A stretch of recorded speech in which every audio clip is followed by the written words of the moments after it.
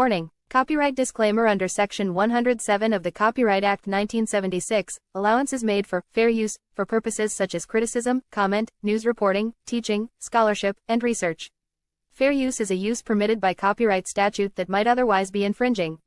Nonprofit, educational, or personal use tips the balance in favor of fair use. Somebody's got to have some sense in this world. And a lot of white folk have demonstrated eloquently that they don't have no sense. And why should we be that way?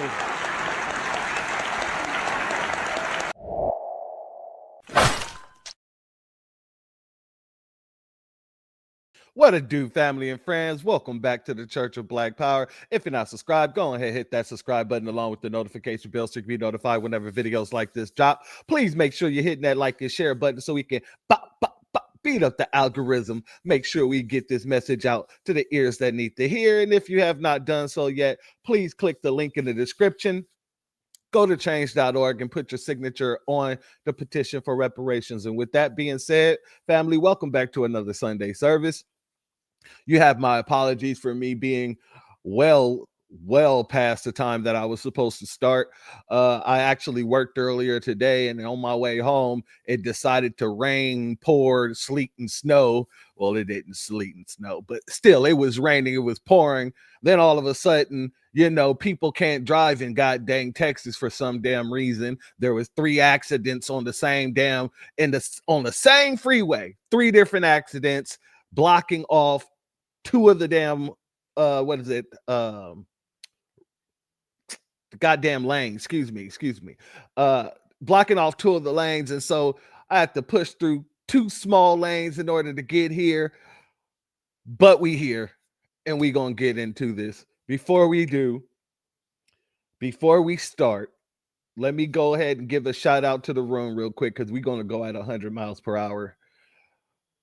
Much love, B1 salute, shalom to our sister Aquarius Minded. Much love to you. Thank you for being here, as well as Black RU. Much love to you. Thank you for being here, as well as thank you for your email, my family. I appreciate that very much. Our family Sybil in the building. Much love to you. Andrea Jones. Much love to you. Radical Resistance. Much love to you. Breeze Omega, what up with you? Much love to you. Thank you for being here, family. Make sure. DSA 1, much love to you. Our sister Bad 72 is in the building. Much love to you. Thank you for being here as well. Make sure I got through here. Sean Wright, thank you for being here. Much love to you, family. And to everybody who's not in the chat, much love to you. And to everybody who's going to catch this on the playback, much love to you as well. Family, I want to really dig into some of the psyche of what's been going on with a lot of these supremacists. Because all of a sudden, you know, Trump talked about DC crime. Salute Gamers Den. Thank you for being here. Much love to you, as well as John Sun. Much love to you. With the DC situation, Trump come out talking about crime, and you know, they tend to use those type of terms when speaking about black folk. All of a sudden, well, really not all of a sudden, they've been doing this, but you're seeing a lot more of it, right? You're seeing a bunch of people coming out talking about how they're fatigued by us due to our crime sprees and things like that. And I'm gonna be 100% honest with you, family. Every time someone brings something like that up to me, I ask them to show me a 1-to-1 comparison of black people versus white people committing crimes. Since you say we 13% of the population and 50% of the crime, even though you leave out the fact that we're 56% of all exonerations, please show me a 1-to-1 comparison of black folks' crime versus white folks' crime. And they can never really do it. They want to send you over to the FBI statistic, even though the FBI had already came out and said that those statistics are being skewed. It does not mean we commit more crimes. Family, I want to talk about, and shout out to our brother Torian Reigns, and shout out to our sister Hurricane Nisi in the building. Much love to you. I want to get into this Nick Fuentes, the wannabe Nabisco. I want to break down some clips because this is one of his talking points. Black folk commit so many crimes. I'm too scared to live in Chicago. All this nonsense. So we're going to get into this really quickly. Let's go here. Let's get into it. Hold on one second. Let me put this on the screen. And fair use. You god dang wannabe. Let's get into it. The reason that we talk about this, by the way, I know a lot of black people see this and they go, man, why are you always talking about black people, this and that?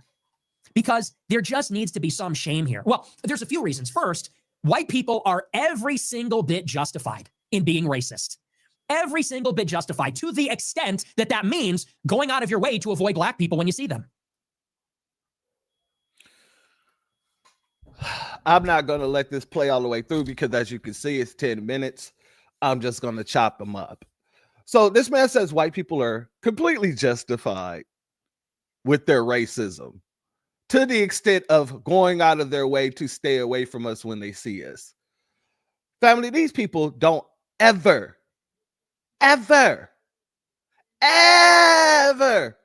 really want to stay away from us. When we're alone, minding our damn business, they rush in and destroy whatever we're doing. And when I say that, I mean in our own cities that we've built, minding our own business, not caring about what a Nabisco's doing outside of our city. We can't go undisturbed. So when you get this Nabisco, this wannabe Nabisco,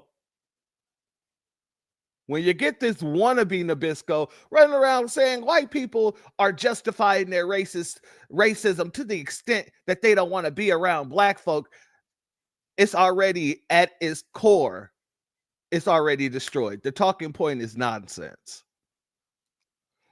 That's the same thing with the dude who went and built some dang all Nabisco village in the woods. Talking about, I just don't want to be around black folks. And, we wouldn't have an issue if they wanted to go build their own. No, you would. Because history shows exactly what you guys do. Every time we're alone, minding our business. So at its core, the very first talking point that he's speaking on is nonsense. But let's continue. Every bit justified. And you want to know why? Because we see what happens. And nobody is under any obligation due to liberal ideology to put themselves in harm's way.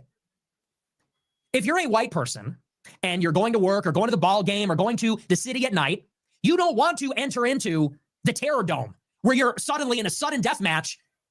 You're like in the gulag in Call of Duty fighting for your life all of a sudden because you got on the wrong train car. Family, the most vulgar people in the world, the most degenerate people in the world, the most murderous people in the world, the most name a crime and put the most in front of it and people in the world after it, want to tell us they really want to stay away from us because our criminality. Look at the criminality within the white community. You're telling me you're too afraid to be around black folks, but you have no problem living around your own people? In Nick's case, the people he want to be like. The very same people that ran up on his doorstep with a crossbow.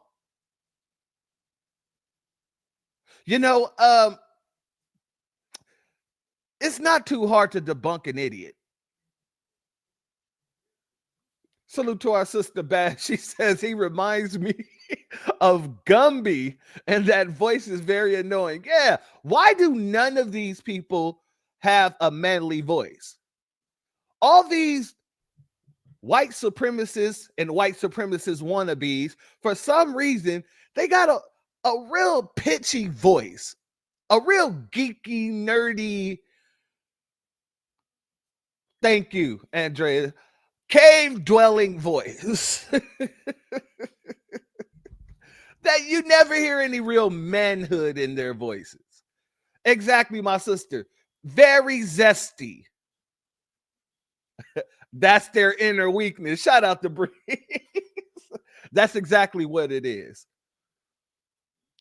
These are the people that's running around here saying they're afraid of us when it's your community and the community he wants to be like, running around doing some of the most heinous things in America. Oh, and we're going to get to some examples as well in a hot second. But it's so freaking crazy. It's so freaking delusional that these idiots come out talking about, we feel justified in not wanting to be around you. If that's the case, if it was all about crime, you wouldn't want to be around each other. But let's let them continue. Because a car full of black people pulled up on you by the bus stop. You turn and you walk the other way. You avoid their neighborhoods. You avoid going out on Memorial Day or Labor Day weekend at night in certain places. When you see them, you start walking in the other direction. And we are every bit justified because we see what's going on and we don't want to die. It's that simple. That's pattern recognition. That's not racism. That's pattern recognition. That's one. And two, I really hope, because I'm rooting for black people, like I'm rooting for humanity. I'm rooting for everybody to be safe and to be healthy and to be happy. I really hope that somewhere out there, although I'm not optimistic, black people are starting to develop some sense of self-awareness. Nick, you don't even have a sense of self-awareness. Nick, you're all about trying to be a race that you're not. You are Mexican, Nick. Mexican. If you was to go to Spain tomorrow, they would spit on you and tell you how you are not Spaniard, nor are you white. Let me rephrase that. Nope, I don't need to rephrase that. Let me reiterate that. You are Mexican, Nick. Now, I know that you're a coward like the supremacists, but you are not one of those supremacists. Well, you're a supremacist. Let me rephrase that. You're not one of those Nabiscos. You might be a coward like a Nabisco, but you, sir, are not a Nabisco. You are not a Spaniard. If you go to Spain, they will spit on you and tell you you are a filthy, dirty Mexican. Not my words, their words. So when you're talking about self-awareness, Nick, you need to look in the mirror. You need to look at your abuela and cut all the nonsensical BS out. Shalom and salute to our sister Astarte Jones and our sister Mia Kim in the building. Much love to you. Till G, much love to you. Thank you for being here as well. And our brother Jesse Parrish, shalom, much love to you. Let's continue. Where's the shame? Aren't you people ashamed? When I see these clips of the graduation ceremonies where they're twerking on stage and dancing, when I see these videos of the black cheerleaders on the basketball court brawling it out, when I see the Carmelo Anthony, and not only that, but then they raise $500,000 for him and then they get a public defender. When I see that video of a black security guard rifling through the pockets of an unconscious white guy that got his ass kicked.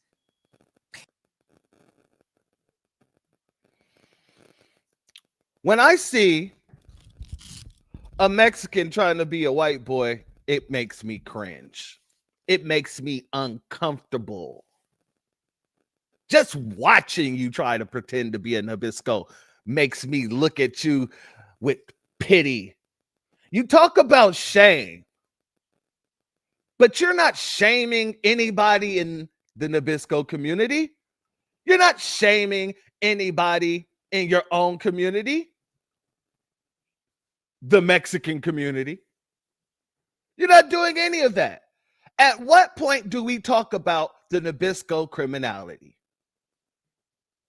At what point do any of these people really take the time to dissect the situation and say, you know, family, I gotta be honest. White folk, we ain't really too bright. We're not really too good when it comes to criminality. We're not too bright when it comes to intelligence. Yeah, we got to reevaluate who we are as white people, as Nabiscos. And in Nick's case, at what point does he say, you know, I'm not too bright as a Mexican? At what point do I look in the mirror and shame myself for wanting to be a part of the Nabisco community? You don't. And while you're speaking on shame, shout out to Quasi Black Star. Much love to you, family. And our brother Antithesis in the building. Much love to you, family. Thank you both for being here. Also, thank you to my brother Antithesis for this super chat. I appreciate you out here supporting. I appreciate you always, family. Thank you for your contribution. And our brother Rashid Wallace, much love to you. He says, uh-oh, my bad. Oh, it's moving. Okay, there we go. Nick is a bitch. Yeah, a straight up bigoted bitch with his tail between his legs. He can't even sit up straight. That's facts.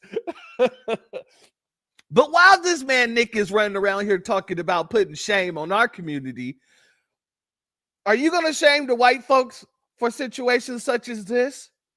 Family, this man right here was at a baseball game. No, he wasn't at a baseball game. He was at a rock concert. And I ain't even going to spoil it for you. Let me show you what he's doing at a rock concert.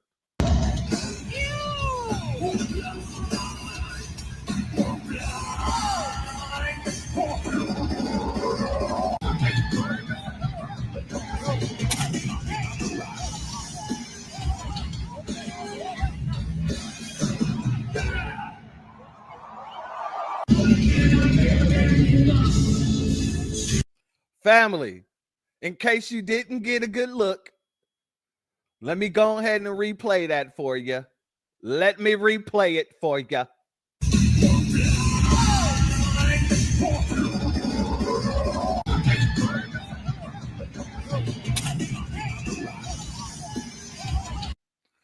Family, this man is at a death metal concert, beating it off to somebody screaming into a microphone.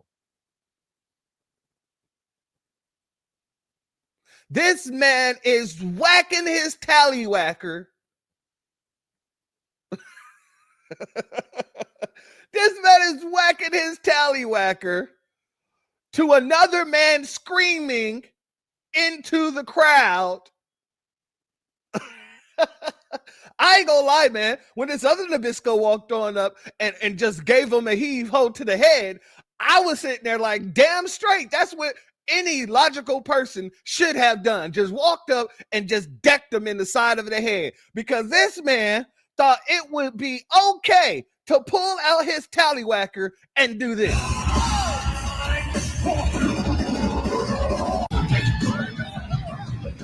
And listen to what he's doing it to. Yes.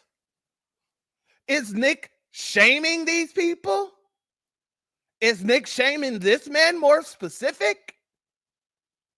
No, he's not. You want to talk about criminality, though? Let's watch him get his criminal ass dragged out, shall we? Nothing beats a Jet2 holiday. And right now, you can save £50 per person. That's £200 off for a family of 4. We've got millions of free child place. Nothing beats a Jet2 holiday. And right now, you can save £50 per person. That's £200 off for a family of 4. We've got millions of free child place.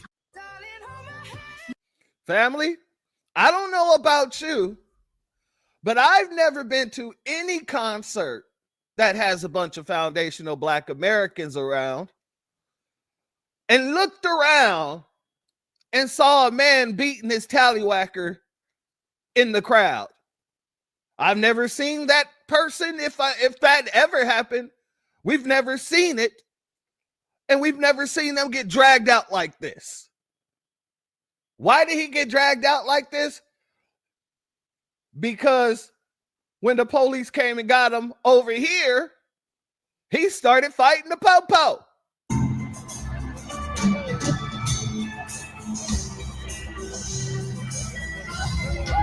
And I got to take my hat off to the po-po, because this man was just beating his tallywhacker in public, and these folks are trying to put his hands behind his back. I'm sorry, they ain't got no gloves on, nothing. I'm not touching the man beating his tallywhacker. I'm just going to punch him in the head, maybe knock him clean cut the hell out and walk away. These men, I got to take my hat off to, because these folks touching on the hands that just was on the hands, touching on the hands of a man who just had it on his tallywhacker, yeah, that's beyond my pay grade. I can't do that at all.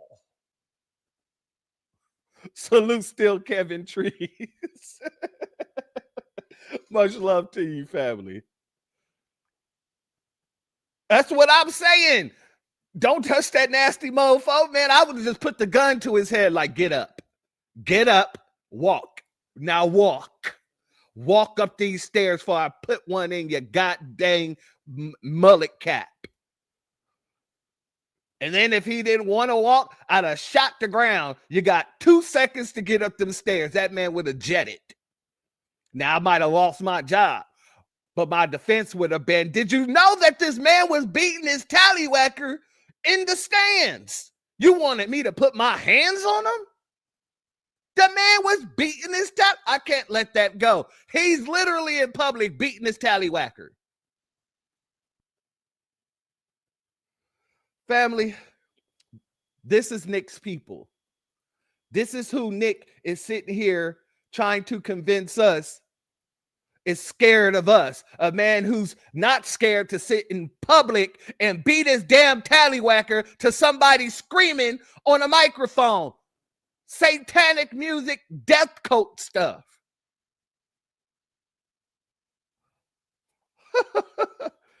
Like I said, these people are off their rocker. Salute to our brother Christopher Ellis. Thank you for your super chat.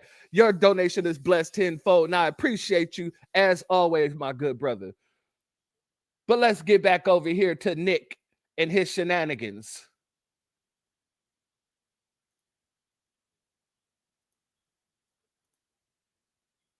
And the list goes on and on and on. You have to ask the Black people that are normally so proud, and with the chip on their shoulder. Aren't you ashamed? Are you not ashamed when you see these things? Are there any Black people that see this? Why should we be ashamed, Nick? I don't give a damn what I see.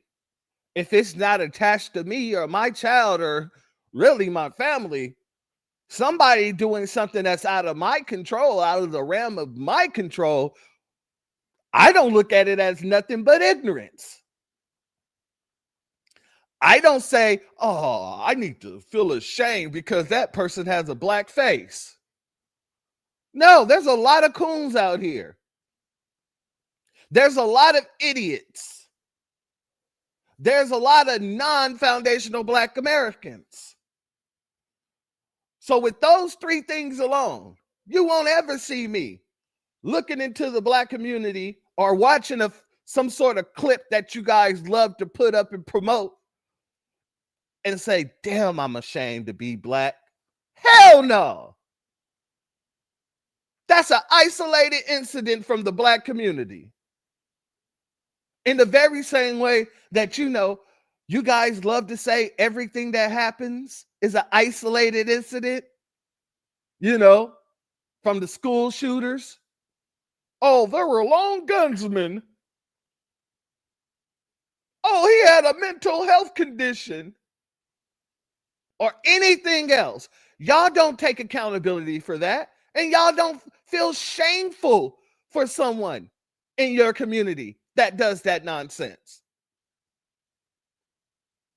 So why should we? Salute to our brother Maneuver in the building. And have the slightest lick of self-awareness, of common sense, of decency to say, are you not ashamed to see these scenes play out over and over again? Where's the accountability? And this is where that word fatigue comes in. We're just tired of seeing it. You see these clips? You want to talk about accountability, bruh? Let's talk about accountability. Let's talk about accountability. Shout out Warrior Cherub. Thank you for being here, family. Much love to you. Let's go here. Let me go ahead and put this on the big screen real quick. You want to talk about accountability? Let's go here. Black women raise violent Black boys.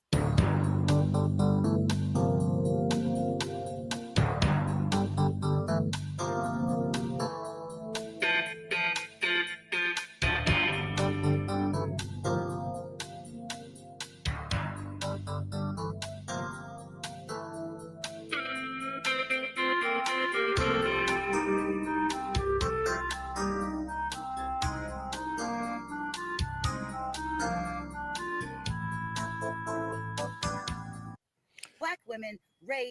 Now, family, I'm going to replay that, but I'm going to sing the little chorus that I heard on TikTok because I like it. You know, it reminds me of the criminal element within the white community. So let's go ahead and replay that. And I'm going ahead and put some words to the sound of Law and Order. Shall we? We shall. Let's do it. Is violent Black boys. They taking you to jail. They taking you to prison. Yeah, you'll be locked up. Taking you to jail. They taking you to prison because you're a criminal. That's what it is. Where is the accountability for these criminals? Where? And I ain't even did anything recent yet. I'm just putting in all the criminality from the past at this point in time. We don't even want to get it in the recent times. But y'all glorify this. These people you hold in high regards. But yet you want to turn around and make it seem like it's Black people that's the problem? Oh, Nick. Nickelodeon. You sound dumb. You sound dumb.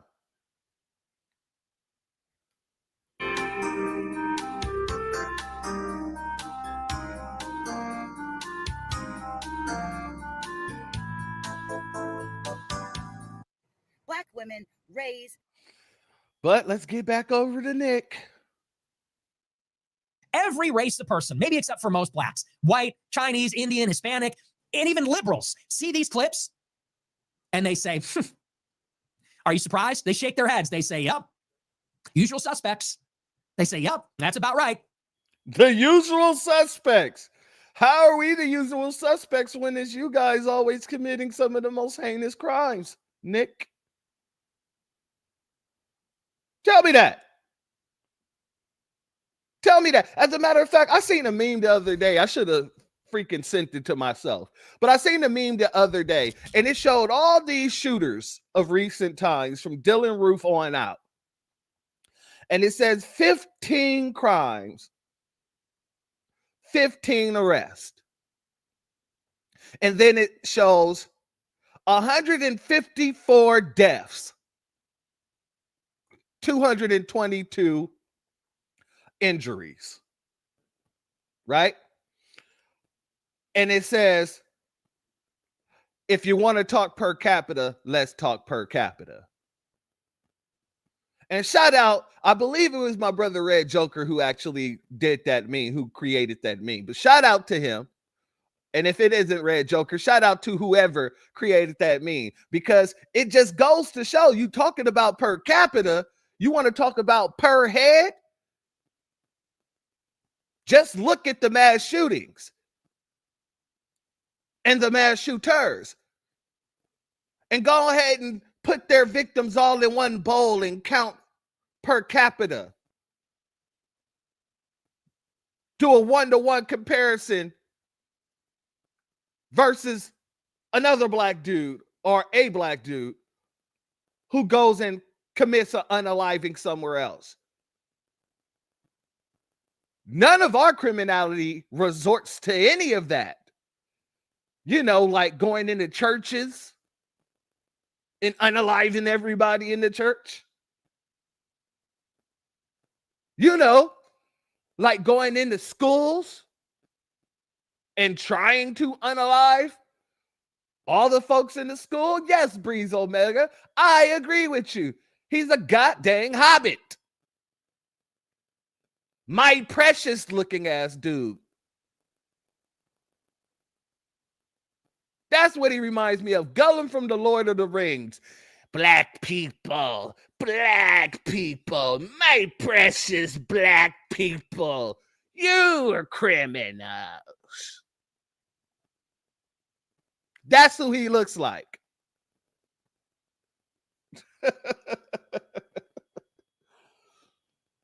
Are you not ashamed?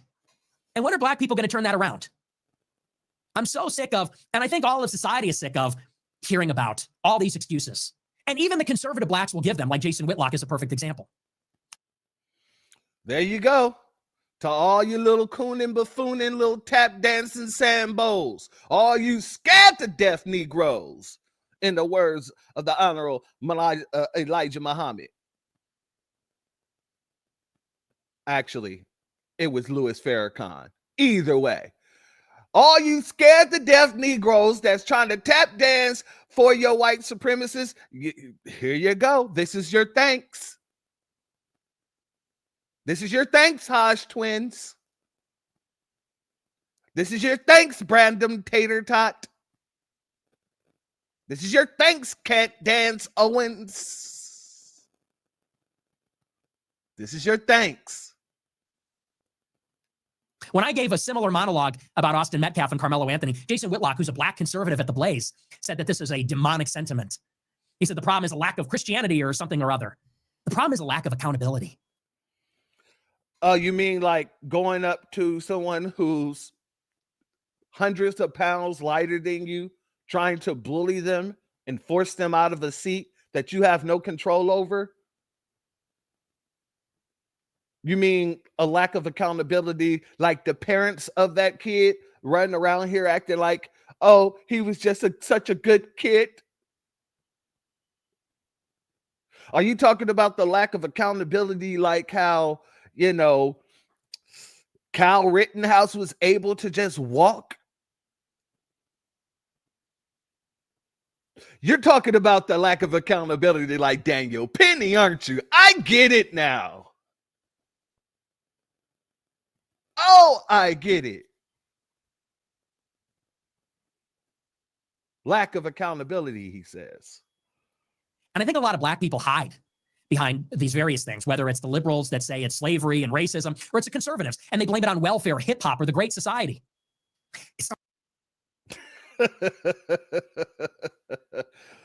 Oh, screenshot that. Shout out to Against the Grain TV. Thank you for being here, family. This right here got me in tears right now. He said this guy is a sheep bucker. He be out there bucking the sheeps. And honestly, he might be. As much as this guy wants to be a Nabisco, that might be the closest that he'll ever get to being a Nabisco. Heading out there and putting his little tallywhacker inside of a sheep or a goat or a wolf, a dog, a horse. I bet he let his dog lick him in the mouth. He opens it wide. Starts with you. It starts with every individual black person making choices like we all do. Who's raising these fucking people? Who's raising these people? It's funny that you're asking us who's raising us when you're running around here, you know, people come into your doorstep with crossbows and you didn't turn around and ask them, who's raising you people?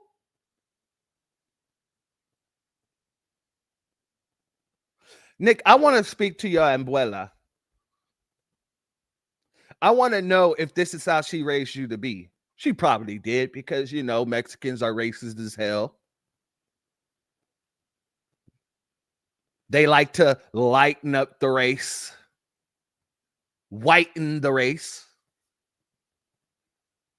Y'all love your little Blanca caste system. So I'm not surprised if she is raising you to be a self-hating Mexican who wants to be a Nabisco. But here's the thing, Nick. You're not fooling anybody. See, Nick, you're one of the people that the white supremacists use as long as they can use you. After white supremacy is done with their tools, they break them. And when they're black, they break them a lot sooner than they break their Mexicans who look like you, Nick. That's why people like you and Valentina Gomez can go around spewing all this nonsense. And the supremacists will cheer you on. But in the very same way, y'all will cheer on these black tools like your Jason Fatlocks. And when they do that, that kind of makes you feel a certain way, doesn't it, Nick? Because you want to be the only voice that speaks for white people because you're the closest to white. Am I right, Nick? You don't have to tell me I'm right. I know I'm right. That was your whole problem with Jason Fatlock. And anybody else who's black, who's over here shucking and goddamn jiving for a paycheck from you folks. You don't like seeing people that's not you speak for white people. I'm tired of seeing all these people. Yeah, because you want to be that person. Well, I hate to break it to you, Nick. Your time is coming too. Sooner than you think. Peace and shalom to our brother Damon Reeves in the building. Much love to you. Oh, yeah. You and me both, my brother. I'm looking forward to his racial homelessness as well. But you already see it coming. That's why he's trying to get around other racial homeless people. Other racially homeless people. But we're going to get into that in a hot second. Trust me, we're going to get there. It's other black people. It's baby mamas and baby daddies. I mean, who's perpetuating this? Elon Musk. Oh, no, you ain't going to talk about baby mamas and baby daddies and not bring up Elon Musk. You know, the Nabisco South African who got God knows how many baby mamas. And y'all like to justify that by saying, well, you know, he's a billionaire, so, you know, he can do what he likes. No, that's hypocritical. He's out here creating a bunch of bastard kids. But yet you want to talk about baby mamas and baby daddies in the black community. Okay, Nick, go off. And who does it benefit to make these excuses and to say it's everybody else? So I see the stuff and look, yeah, we are going to call it out. We, the Americans, we the white people of America. Sir, you didn't get to America until, I don't know, 1980 or something like that. That's when your family got over here, Nick. Matter of fact, let me look real quick. When did Nick Fuentes family get here?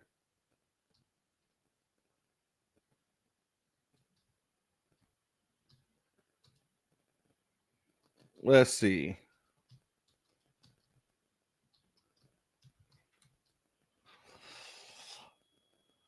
All right. Alrighty. Oh, what the hell happened? I'll just read it. Let me see. Nick Fuentes was born on August 18th, 1998 in Chicago, Illinois.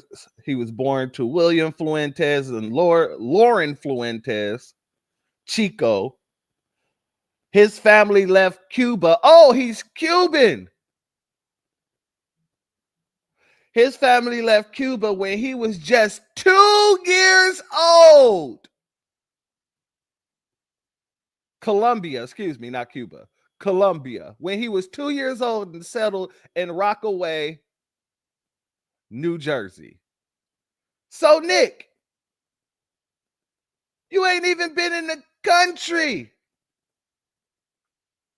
You wasn't even born here. You're another Valentina Gomez. You're another Valentina. You're a Colombian. What are you doing here? And you're talking about freaking criminality. When the Colombians, oh my God, dude, you want to talk about narco? You want to talk about criminality? You know how much cocaine is pushed out of Colombia?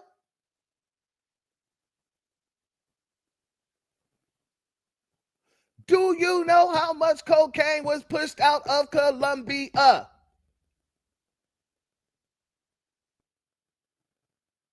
You want to talk about criminality, though. All right. Go to hell off, Nick. America, we, the peaceful, law-abiding, tax-paying people of America, are saying, hey, blacks, get your shit together. Get your fucking shit together. We are fucking tired of you. We are tired of seeing this stuff. It always seems to be you. Do you know that? And I'm just expressing what is a common sentiment. It always seems to be us. Are these people wearing blinders or something? Are these people wearing blinders? Because if you're telling me that you're not seeing any of the actual criminality, you only see it when black folk come around, then there's something going on in your mind, Nick.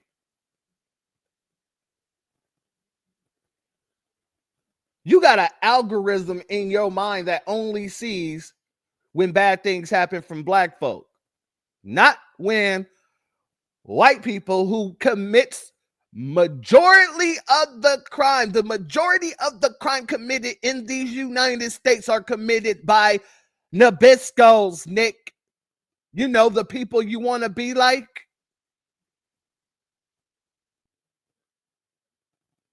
You know, the people that you want to be like.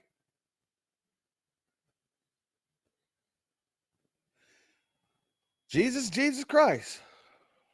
Do you know that everybody thinks that if we snapped our fingers and you all disappeared tomorrow, everybody thinks our quality of life would go up? Do you realize that?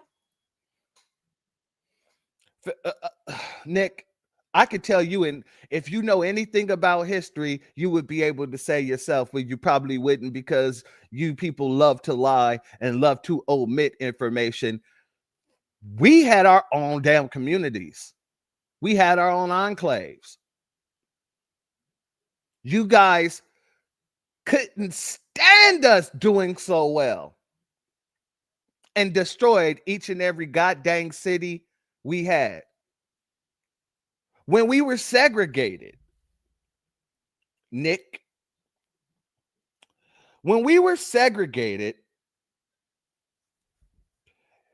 the Nabiscos couldn't stay away from anything we were doing. It's just like in the movie Sinners. We had our juke joints. You got some Remy looking mother lover coming around talking about, hey, I play this guitar over here. Can I play in your joint, your establishment? I just want us all to love each other. If Black people was given their own state, let's say the United States of America said, hey, foundational Black Americans, we know that we owe you reparations. We understand that you're owed. Okay? So this is what we'll do. We're going to give you guys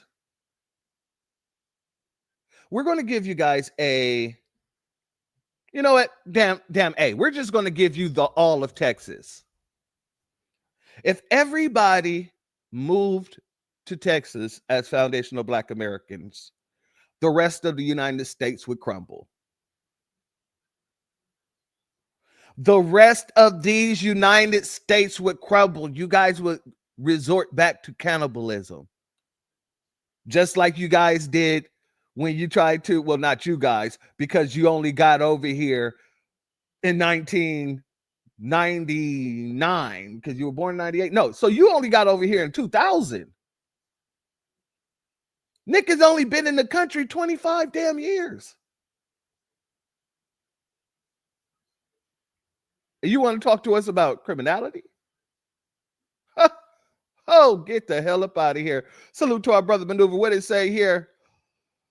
2,664 metric tons of cocaine is pushed out of Colombia annually. 2,664 tons. But you want to talk about criminality? Crazy. Like I said, shout out to you, brother, for bringing that interesting information. That is a great statistic to add in here.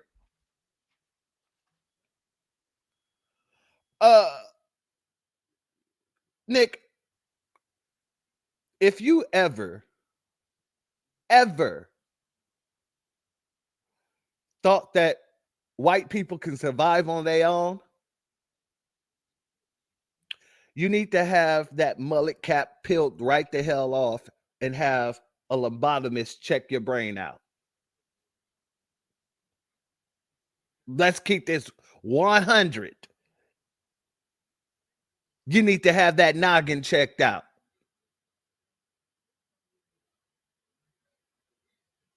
Every time we turn around, we're living rent-free in these people's heads. But yet they've all come to the conclusion that if Black people weren't here, they would do a lot better.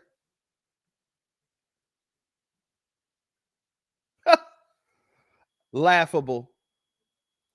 I'm just saying that everyone's thinking it. When we think of what's wrong with Chicago, it's like utopia.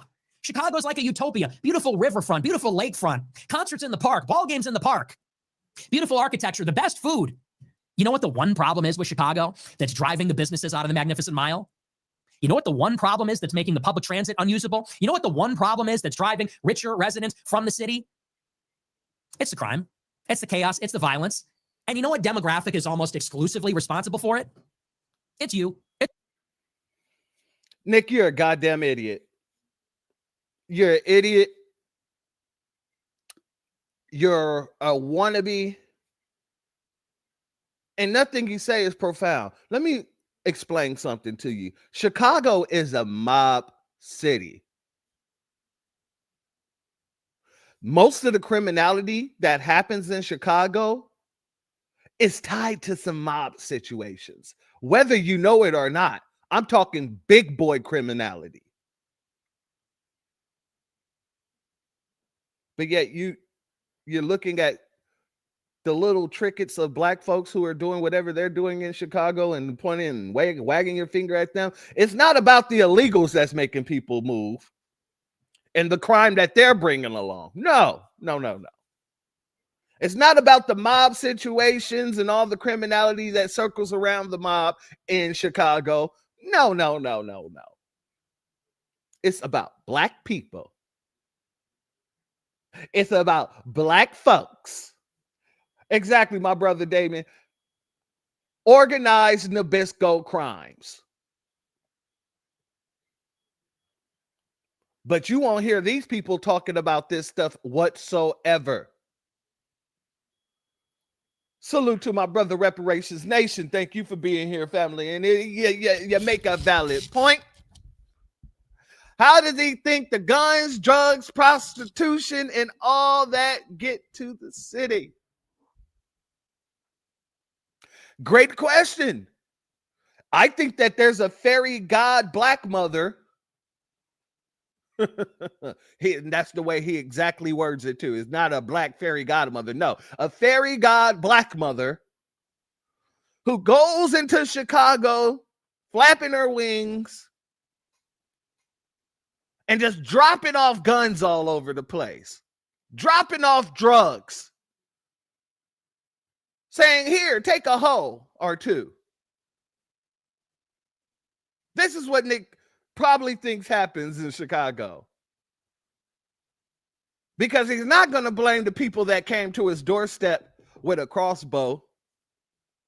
They might knock on his door again. Oh, Nick. Oh, so we're the ones bringing the crime, Nick? Okay, let me bring it to your doorstep, Nick.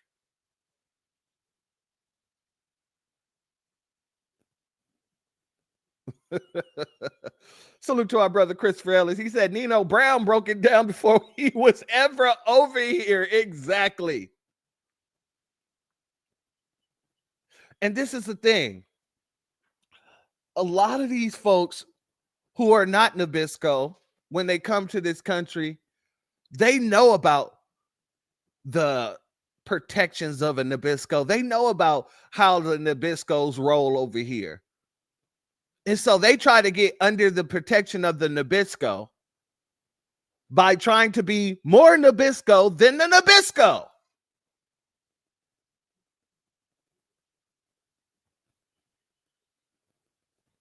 Nick is trying to be more Nabisco than the Nabiscos have ever been.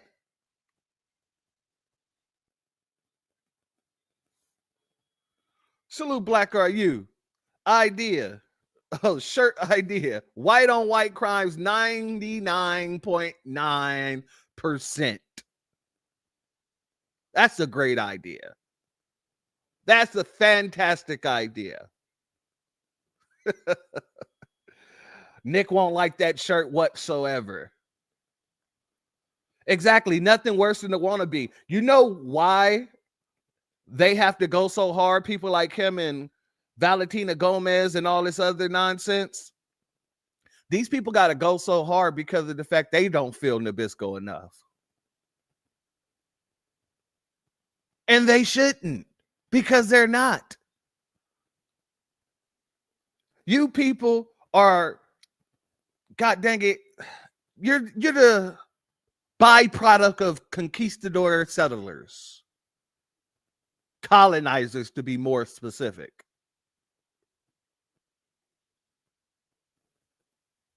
So when they get over here, not only do they try to out Nabisco the Nabisco, but they got to do it on camera. Hey, everybody, look at me talking bad about black people. But here's the thing, Nicholas. Those Nabiscos don't rock with you either. In the very same way, they didn't rock with Valentina Gomez. She got out there talking all that stuff about black people. Talked all that stuff about gays. And then what happened? She lost her election. And she didn't just lose the election. She lost badly.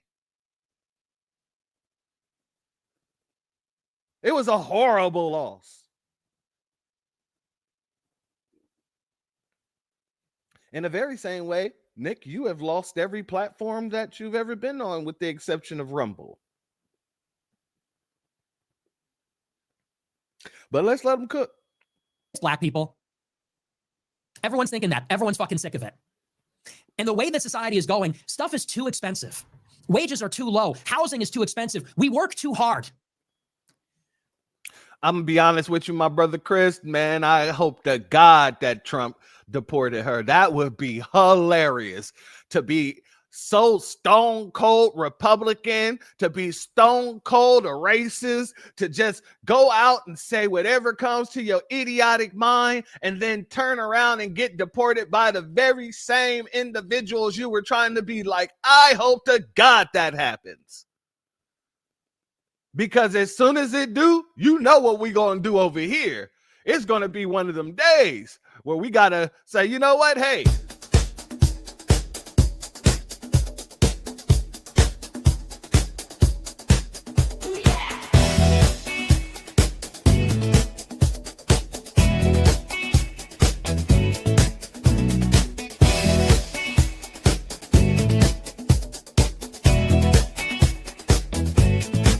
I see you whispering about me. You think I ain't listening? Watch and see. Got my funk, got my groove. Got me getting even tonight. We gon' party. Petty season. You thought I let it slide, but I'm petty and proud. Flexing on the dance floor, showing out in the crowd. Feeling so fancy, got my stinger ready. Watch out, y'all, it's time to get petty. Watch out. Get petty, don't you fret it. Gonna serve it up, nice and sweaty. Keep it funky, keep it steady. Hey, you, it's time to get petty. Woo, woo.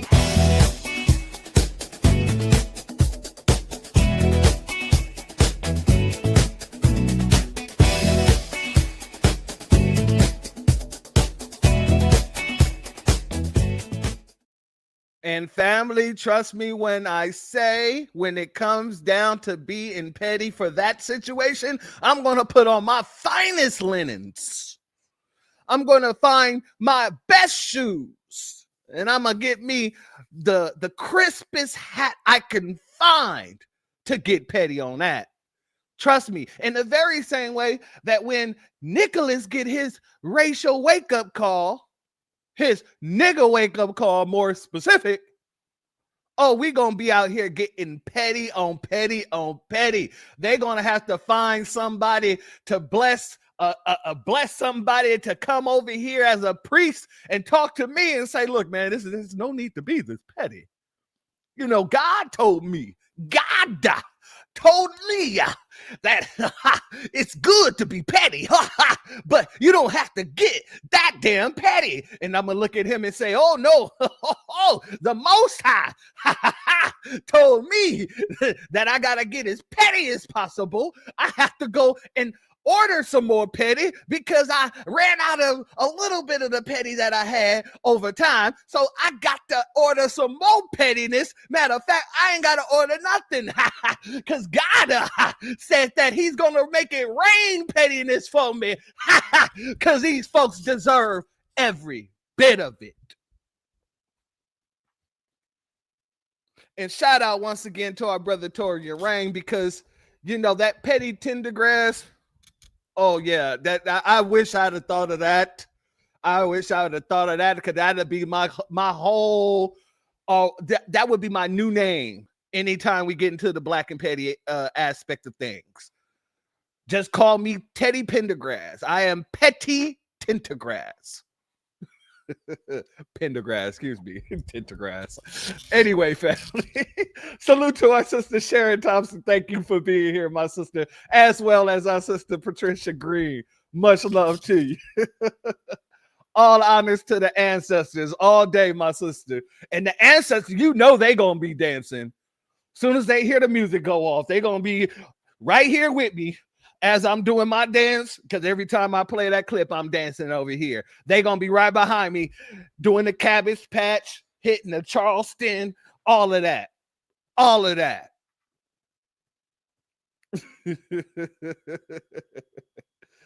Yeah, family, this is that is my jam. That is one of my favorite clips to ever play. I ain't gonna lie. I love the black and petty. Anyway, let's get back into this pretendian over here. Well, not even a pretendian. Golly. What do we call pretending white folks? People who want to be white but not white. what do we call them? Per Bisco? Natindian?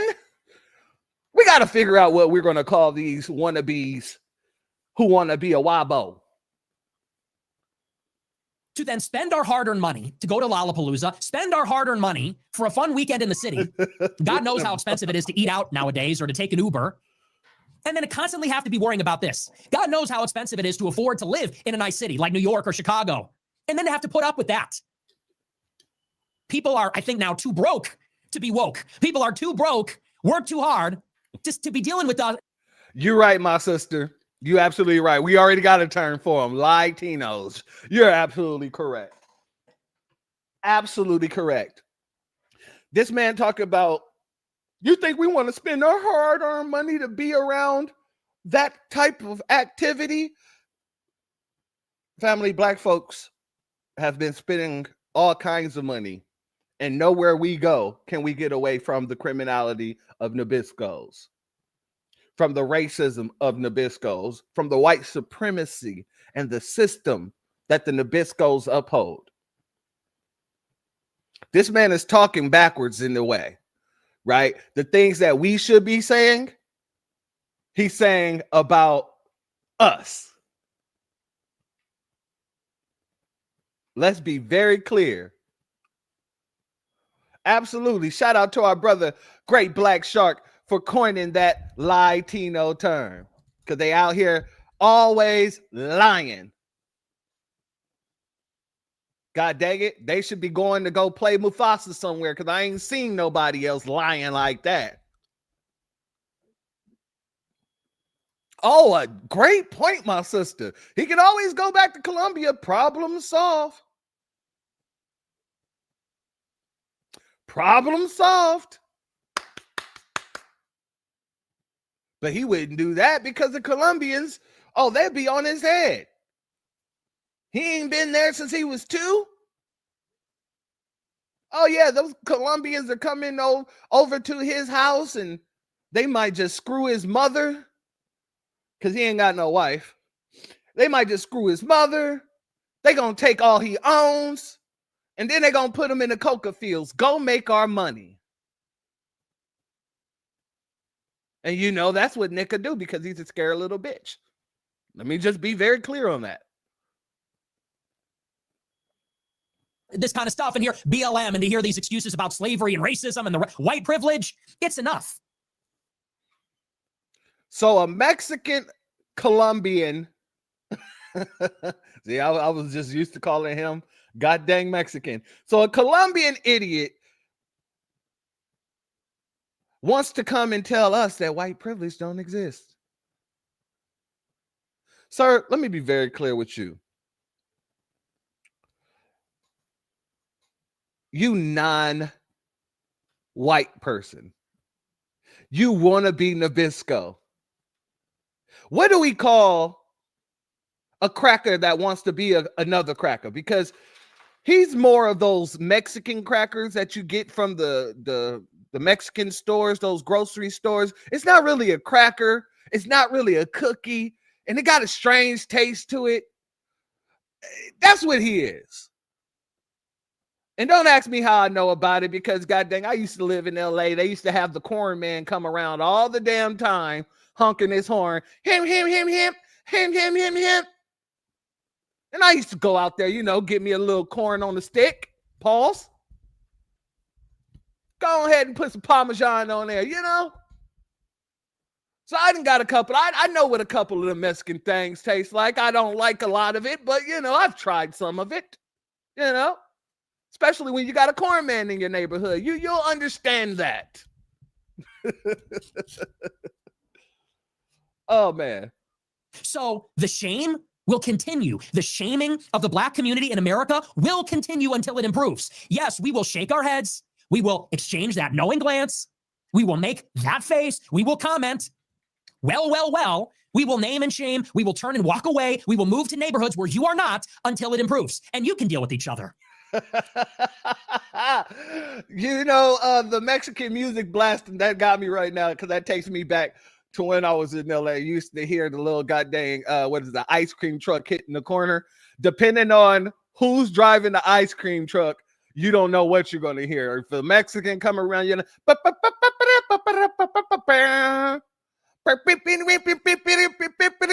if a brother is driving it, you're gonna hear some Pac.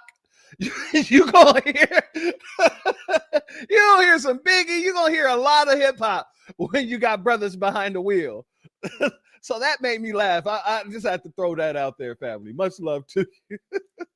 Brandon Johnson and the teachers union and all these fucking thugs and opportunists, Jason Whitlock, all the wokesters, everyone making excuses. You can all live in Wakanda. Sir, you are an opportunist. You're only doing this because you're trying to do one. You're speaking like this, doing engagement farming because nobody really gives a damn about you. But the only reason why you speak like this is because you want to be a Nabisco. You can't be a saltine, you Colombian. You just can't. They will never address you as such. And even if they did address you as such, they would go home and they would laugh behind your back, if not in your face. you seen that guy, Nick Fuentes? Oh, you mean Roberto? Yeah. I see the guy. He's trying to be like us. Nick, I hope to God you and your whole family gets deported. I hope you and Valentina Gomez get deported. As a matter of fact, didn't the White House just say that they are going to be looking over 500,000 visas? They want to see if these folks are. I might just send this damn clip over to the Justice Department, Nick. Because you're speaking about actual Americans, Nick. Foundational Black Americans, to be more specific, but the foundation of this country, Nick, you're speaking to them. You're disrespecting Americans, real Americans, Nick. You know, something you're not because you came when you were 2 years old. You only been in this country for 25 years trying to talk about what people are tired of, talking about god dang white privilege doesn't exist and all this other nonsense. You, sir, are not an American. You are Colombian who is cosplaying a Nabisco American. So I'm now realizing, well, not real now realizing, because I've said this several times before, the tether issue is not just ours. The Nabisco has their own tether issue to deal with. Looking at you, Nick. I never thought I would say that, you know, me as a foundational Black American and a Nabisco American would have something in common like that. I guess we do. We both got a bunch of damn tethers running around trying to be us. Why anybody would want to be Nabisco for any reason, that's by me. However, I can understand why they want to be foundational Black Americans. We are the it factor. You guys ever heard that song, You Got It? What you got? It. That's us. The song is about us. We're the it in everything. All throughout these United States and the globe. We are the it. And people who don't have it talk about it. And you definitely don't have it, Nick. The only thing you have is a self-hatred that runs real deep in you, Nick.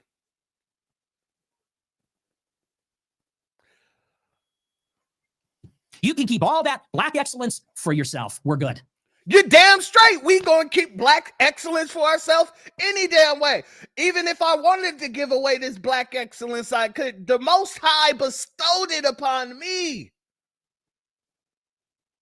because it came from my ancestors and their ancestors before them. You guys have no excellence. That's why you hate seeing black excellence. That's why you hate hearing about black excellence. Because, you know, the Nabiscos know without black innovation and creation, oh, this country would be boring as hell. It'd be hot as hell because, you know, there would be no air conditionings and things like that. There'd be literal, like, car accidents every damn day because, you know, we created the stoplight. You wouldn't have that. Sir, you guys would be going up and down stairs. I'll give you that. It probably would be the healthiest country because you wouldn't have an elevator. Because, you know, we brought that. I'm not even getting into all the things we invented. But let's just say we took away half of the things that we invented. America would crumble. Nabisco America would crumble more specifically.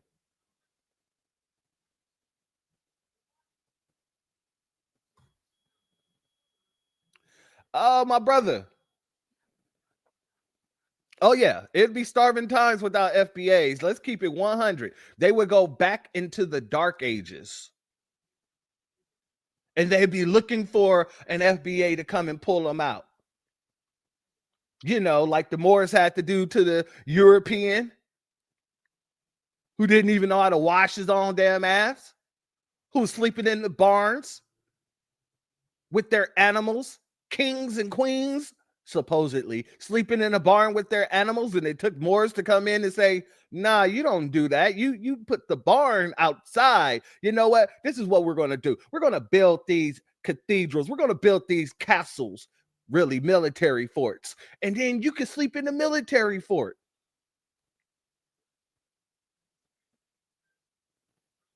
It would go back to those times. Salute to our brother Still Kevin. He said he'd be fighting a war over toilet paper. I doubt he would ever fight any war. Nick is one of those type of people that would just bend over and take it. Let's be very clear about that.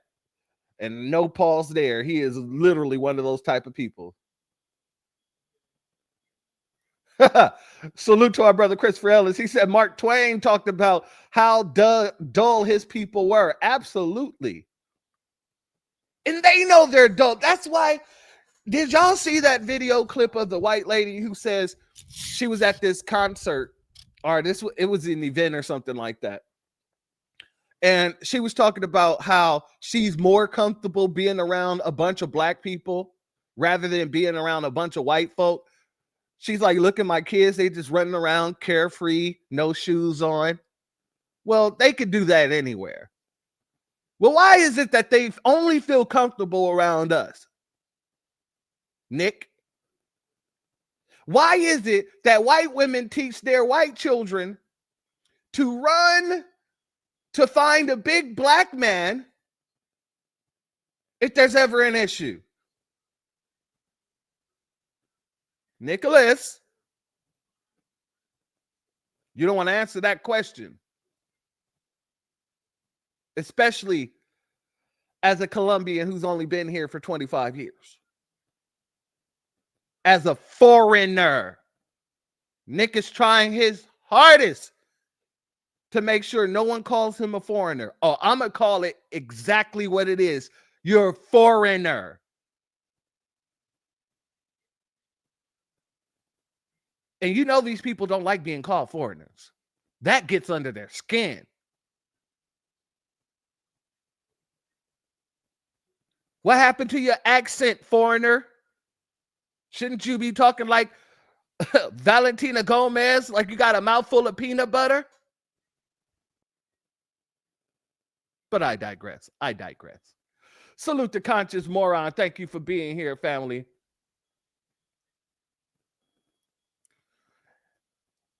Says, how can we take it away when don't own it? True, we made it, but we don't own it. Nothing. Look at hip hop. Okay.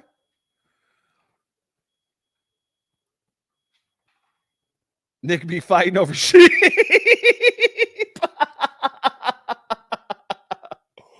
Oh, hell no.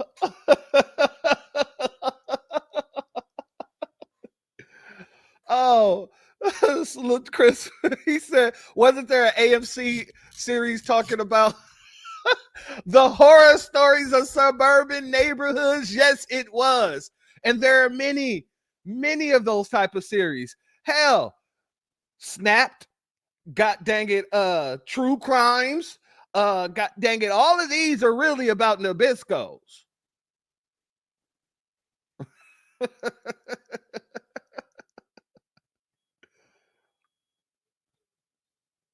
Salute to Muhammad Media. Hey, church, that clown is a wafer. A wafer. That's a good one. That is a good one. Oh, snaps. Let's let him continue. And you know what? I'm rooting for you. I'm praying for you. I hope you figure it out for you.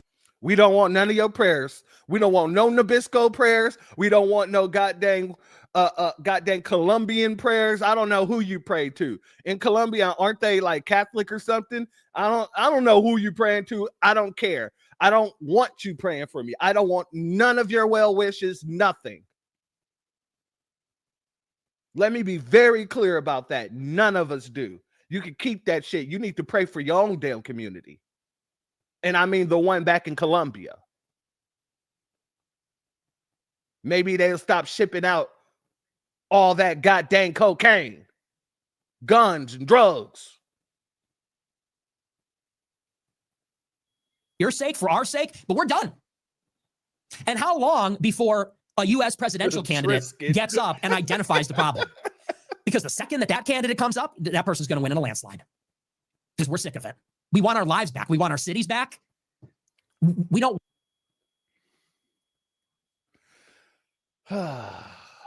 We? We. You are a foreigner, sir. What the hell is all this we? What is all this we about? These ain't never been your cities. These ain't never been your streets. You, sir, if you want to find your city, if you want to find your streets, you got to go to the place where you were born, Nick. And that's in Colombia.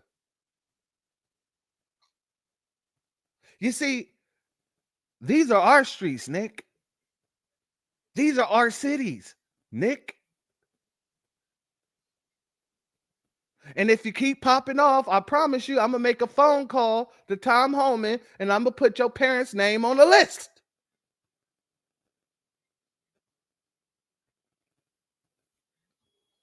Want to feel anxious all the time. We don't want to feel afraid all the time.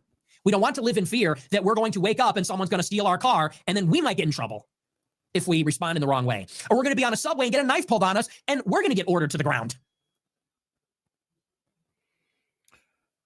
Oh, family. When has this ever happened to a Nabisco, Nick?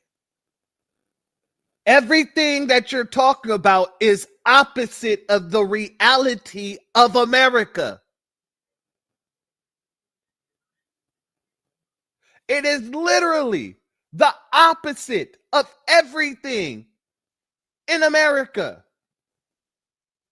Have some black guy pull a knife out on you on the train. No, but we can have a Nabisco choke out a black guy who has done nothing to nobody.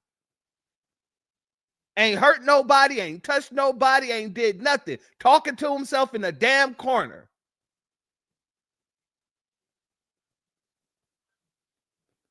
That's the reality of America, Nick. And that very same person who choked out an innocent person is then hoisted up the ladder, given millions of dollars from you idiots, being held in high regard by, well, then he wasn't the president, but now the president of the United States. See, you white supremacists, you sit here and act as if we don't see or understand what's really happening here. And you think if you just say it enough, it becomes truth. No, idiot. It's just you lying. But like, you know, our brother Great Black Shark said, Latinos, that's what you do, I guess. You lie.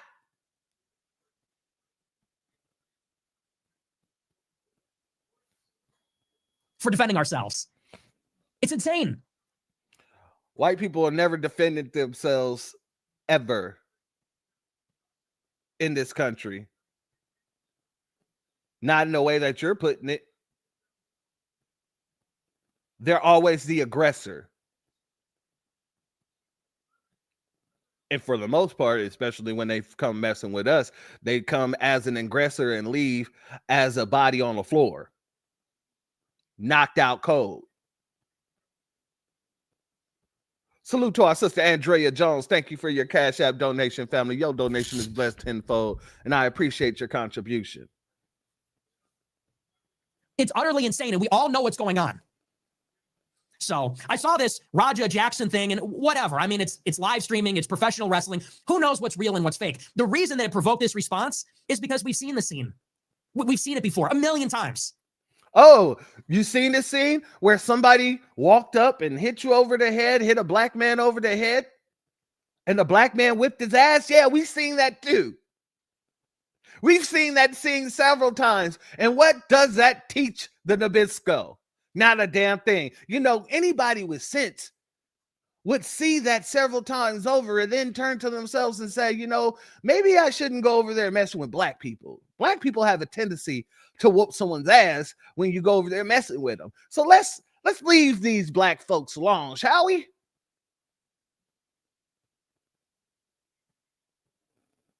They never do that. And a wannabe Nabisco such as yourself, I bet you never see that either. In the very same way that you just tried to make it seem like the Nabisco didn't do nothing. He just got his ass whipped. Nah, homie. Here's the thing. When you crack open the can of whoop ass, you can't put the whoop ass back in the can. You cracked it. You cracked it. It was you.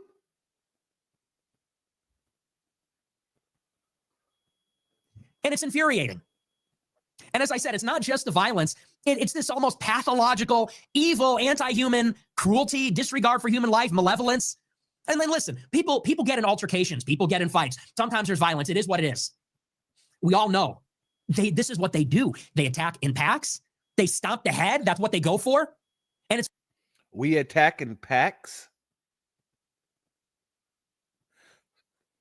Nick, I challenge you. Nick. I would like to challenge you to a round of fisticuffs, one-on-one. I want to head up with you, Nick. I want to show you why we don't need to attack in packs. That's what you Nabiscos do. And then when we respond in turn with other brothers and sisters coming out of nowhere whooping that ass, y'all want to sit here and say they attacking packs. Well, let me hand you this ass whooping one-on-one, Nick. You set the place. I'll set the time. And I'll put these paws of God upon you. But I know you would never agree to that, Nick, because you're a goddamn coward. That's the one thing that you can say you and the Nabiscos have in common. You might want to be a Nabisco, and you can never be a Nabisco, but you can be a coward like one.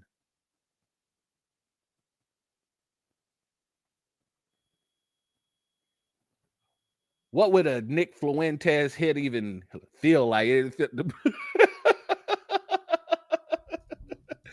I mean, this man might swing on somebody and break all the knuckles in his hand.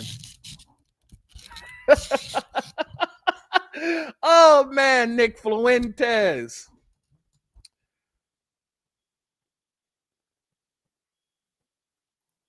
Hold up.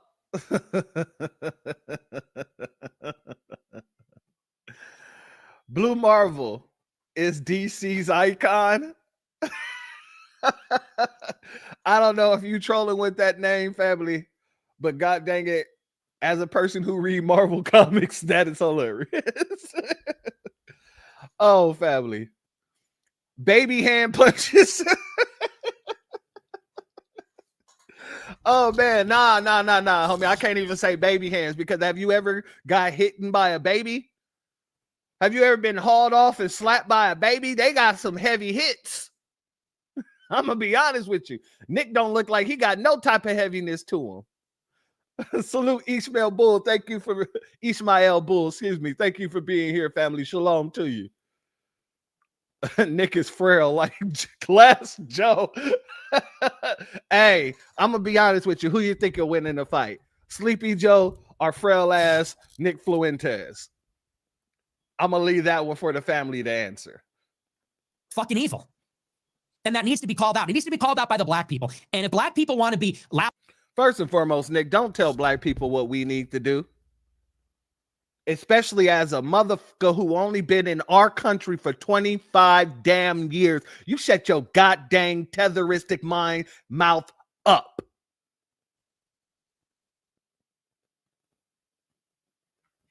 Screenshot. Because Nick be on his knees in every Nabisco party he go to just like this. Who's next, guys? I got a lot of room in here.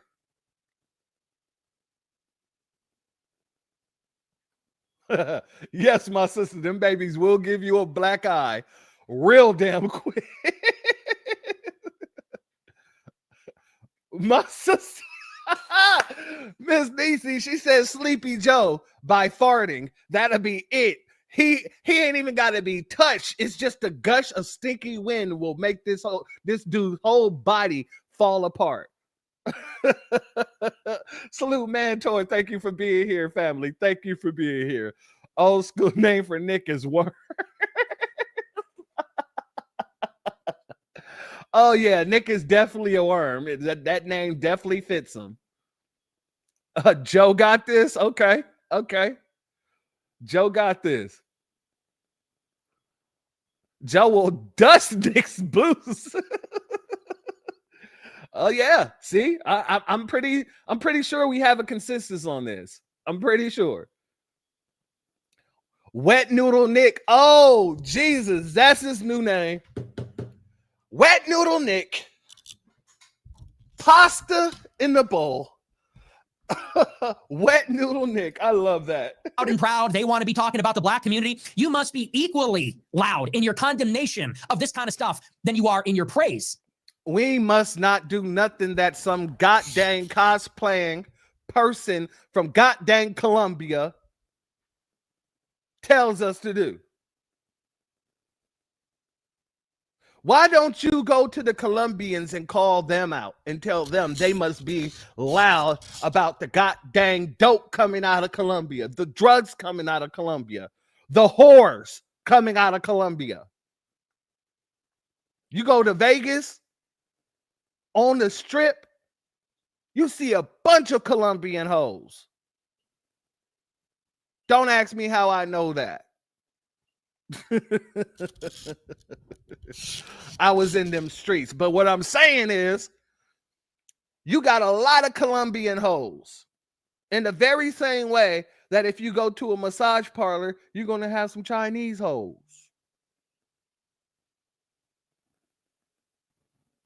Let me be very, very clear. when it's the positive things. You can't have it. It's not a one-way street when it comes to that sort of thing. Who the hell are you, Nick? Like, you're nobody. I mean, really, you're a nobody. You're a nobody who hates the fact that you're a nobody. You're a nobody who hates himself. You're a nobody who hates himself so much you're pretending to be somebody else who's a nobody. A nobody cosplaying a nobody. Oh, God. This runs deep.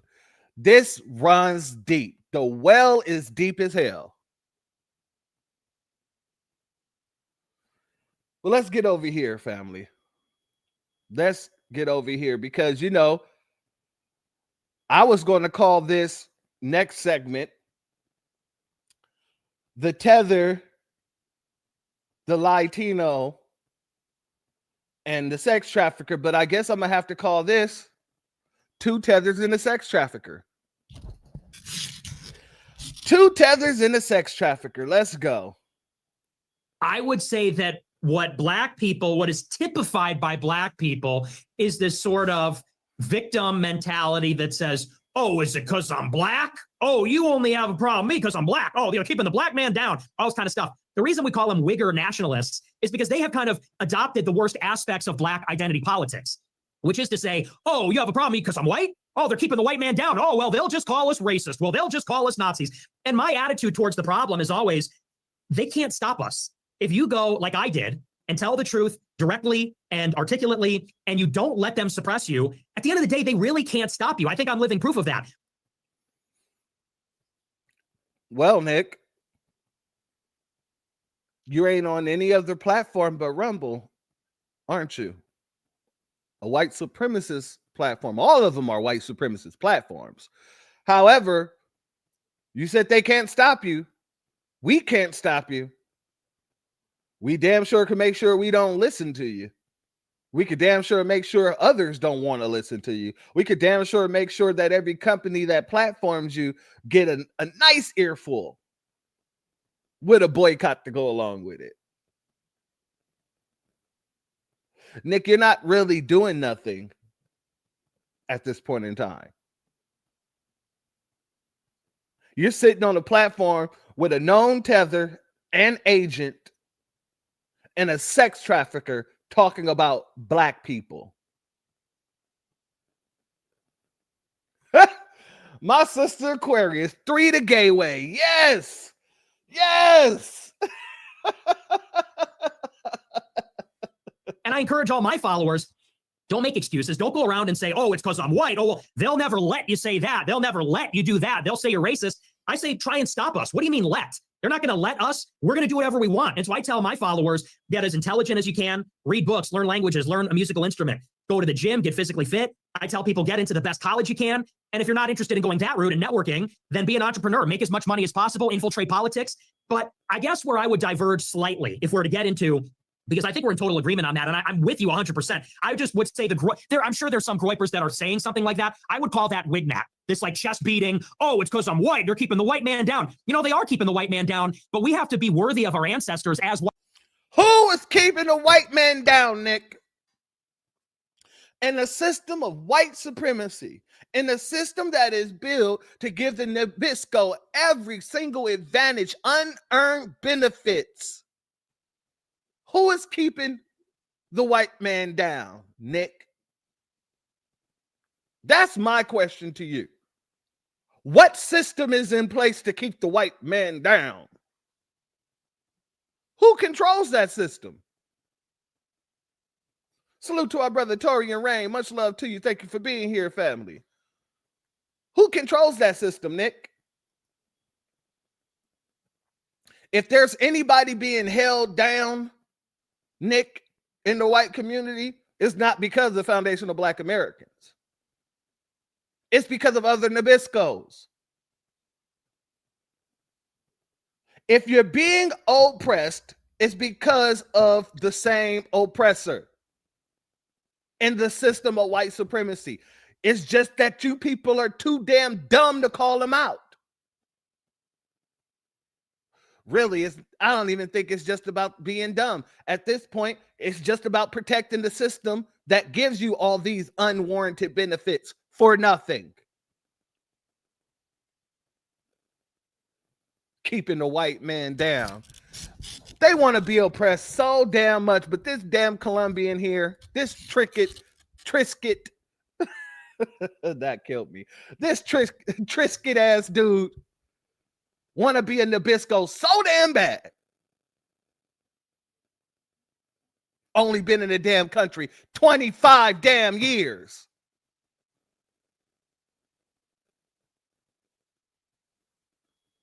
White men and say, we don't need permission. We don't need to ask for permission. We're not going to let them get in our way. They're going to do bullshit to us, but we have to find a way to overcome. I guess where I would. They're going to do bullshit to us, and we got to find a way to overcome. Family, I don't know about you, but I don't leave my house looking to do bullshit to anybody. I leave my house, I go to work, I do my thing, I come home, I mind my business. I don't go online looking to bring problems to anybody. Everything I say or do online is a response to something I heard or something I'm seeing. I don't have Nabiscos on the mind 24/7. Really, I don't have Nabiscos on the mind 5 hours out of my day. That's just the God honest truth. To be honest with you, I got too many things going on. It's only Nabiscos that keep us living in their brain rent free. And I done said this several times. If I'd have known that, God dang it, I was going to have a place to live rent free, I wouldn't be paying the mortgage. Is it like inside of that mind of yours? Is it free electricity? Is it free water and everything? Because, you know, I spent over $500 on my last electric bill. I might be looking to move if there's a place for me that's rent free.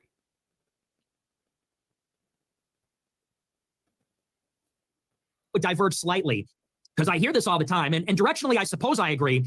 But, you know, when you talk about the birth rates, you're 100% right that the birth rates are a problem. The white people are not having kids. And if the white people don't have kids, it's over. We're going to be replaced. And I hear people say this to me all the time. They say, We? We? Nick, in order for you to be replaced, people would have to go and do it in Colombia. Don't you get that? You and Valentina Gomez are one in the same. Y'all don't understand that you are not the Nabisco. I wish you would run for office like she did so the Nabiscos can show you how much they don't rock with you. I wish you would. Salute to our sister Key Prince. Shalom to you and thank you for being here, family. you need to have kids. And I plan on doing that. I plan on getting married and having kids at some point. Oh, I feel sorry for whatever animal, whatever sheep he finds to bear his children. Oh, Jesus Christ. Whatever animal he select to be his wife, that animal is going extinct. Oh, geez. Oh, geez. I guess where I would depart, even from my fellow white people who say this, is that there is something structural happening where I don't believe the answer is that we're going to tell ourselves we all need to start having kids. Because how many people are even political? How many people are aware of the white genocide? How many people are going to have kids as a response to this problem? It's a very, very tiny. Look at Andrew Tate shaking his head like he's so interested in what Nick's saying. This, you know, Andrew is over there thinking to himself like, man, I'm trying to talk about hoes. Why are we talking about this? I'm going to replay that and tell me if you don't see that. Because how many people are even political? How many people are aware of the white genocide? How many people are going to have kids as a response to this problem?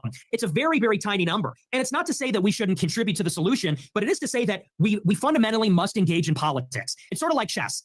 You know, all the pawns could simultaneously wake up one day and say, we need to have more white babies. We need to have kids. I think that's highly unlikely. We need to strike at the king. We need a regime. We need to engage in politics And I don't just mean like voting. I mean, we need to become resourceful, influential, rich, run media, be entrepreneurs, pay politicians to run for office.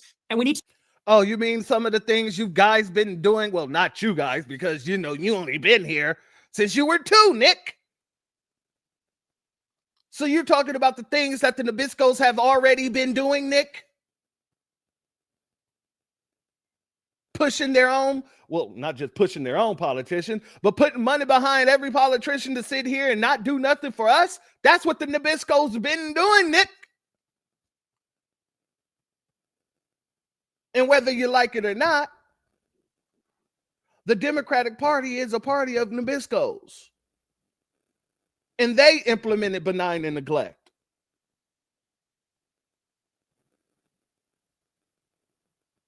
Nick, what are you talking about? Nicholas. To use politics to change society. Because when you look at the strategy of like the Jews as an example, they're 2% of the population, but they have this extraordinary influence. That's because they go for the locus of power. They're in LA, they're in New York City, they're in DC. These are the most powerful. And they're in the Nabisco community.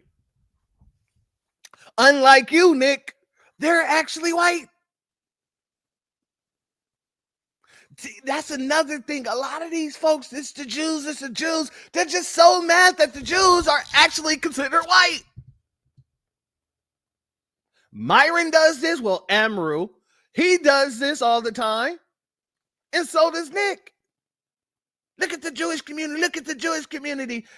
You might as well just say a Nabisco community because they're a part of the Nabisco community. They fought to be Nabiscos.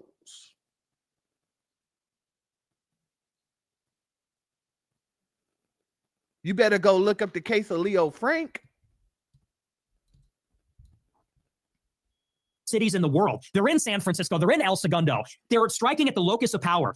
And from the locus of power proceeds the cultural standards, proceeds these dominant narratives in the education system from academia. And so I'm really a believer, not in as much saying, oh, white people in general need to have more kids. Certainly that's a good thing. But it's more like I want the most brilliant, elite human capital, the smartest, richest, best white people to become as powerful as possible, take over the institutions, and from the institutions promulgate a message of fertility, racial solidarity, and national consciousness. That's kind of where I'm at. And I don't think you'd even disagree, but it's just kind of like going a little step further on that. Nick, who the hell is running the institutions if the Nabisco isn't running the institutions today? You keep saying it, and you're saying these things with your full chest as if the Nabiscos aren't in charge of these same systems that you're talking about. You want them to go and take over. The same candidates you talking about, oh yeah, we need to run our candidates. Y'all been running them. Well, not y'all, because you're not a Nabisco.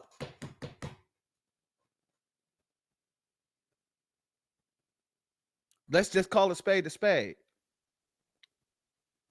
Salute to our sister Bad72. Thank you for your Cash App donation. Your donation is blessed tenfold, and I appreciate your contribution as always, my sister.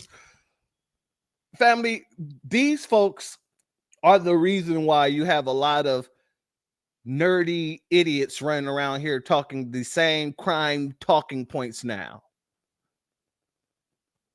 This is a clip of Amru, and I guess he's at some college. But listen to what this Nabisco had to say about black crime or criminality. Living around white people is not a human right. You don't get to live with us all the time. All right. This is our country that we built. Now, I want you to notice how he's staring a mud hole into Amru's face. He's talking directly to Amru at this point in time. And Amru, being the coon he is, either he don't get it and see that, or he's choosing to ignore it. Living around white people is not a human right. You don't get to live with us all the time. All right. This is our country that we built. Now, family, this kid is highly delusional as well. So I just want to make sure you guys know that. Yeah, white immigrants built this country. Thank you. Read the Naturalization Act of 1790. No, it's the truth. This country was founded by white Protestant And yes, men. I understand that black people have been a part of this country since the beginning because of slavery, and I'm not I think the endorsing girls slavery. over there don't like what you're saying. And I know that, yeah. Yeah, and the logical consequence of slavery is, family, when we say that these folks who are supremacists, the Nabiscos, are a bunch of damn incels, look at this man's mannerisms. Well, I got to call him a boy. Look at this boy's mannerisms. He's speaking and acting as if, I don't know what's wrong with him, to be honest with you, but there's something wrong with him. I don't know if he was in special ed classes. I don't know. But just check out his mannerisms. because of slavery, and I'm not I think the endorsing girls over slavery. there don't like what you're saying. And I know that, yeah. Yeah, and the logical consequence of slavery is that, you know, you have these people displaced in this country, and you know, at the time, you know, maybe the better choice should have been to just send them back to Africa, because clearly they can't integrate in a proper society and live with us without just murdering each other in the streets. So it really kind of. Oh, my sister, he sounds slow too. It's not just a look. He's paired up real nice today. He looks slow and he sounds slow. So I'm pretty sure, you know, the bus is outside waiting on him, holding on to his little helmet for him. As soon as he walked out the door, let's get this helmet on you, Billy. Want to make sure this is nice and tight so nothing happens to your little noggin. We would hate for you to, you know, mess up that brain that's already been messed up. Don't we? Yeah, that little tiny brain in your head. We got to protect it, little Billy. Guaranteed there's a yellow bus outside that door. That makes you think, well, now, you know, it's baked in now. You know, what can we do about it? And, you know, some people like, you know, I watch Nick, you know, like Jason Whitlock, you know, he had that thing with Jason Whitlock where Jason Whitlock says, oh, well, you know, if they're just Christian, man, then, you know, things would be different. But then you look at countries like the Democratic Republic of Congo, that country's 95% Catholic, roughly. And they have one of the. Oh, damn. His parents are siblings. That would explain it. That would literally explain everything from the mannerisms to the way he's speaking and the way he looks nervous. I don't even know what's going on with this kid, but if his parents are siblings, that would explain that 100%.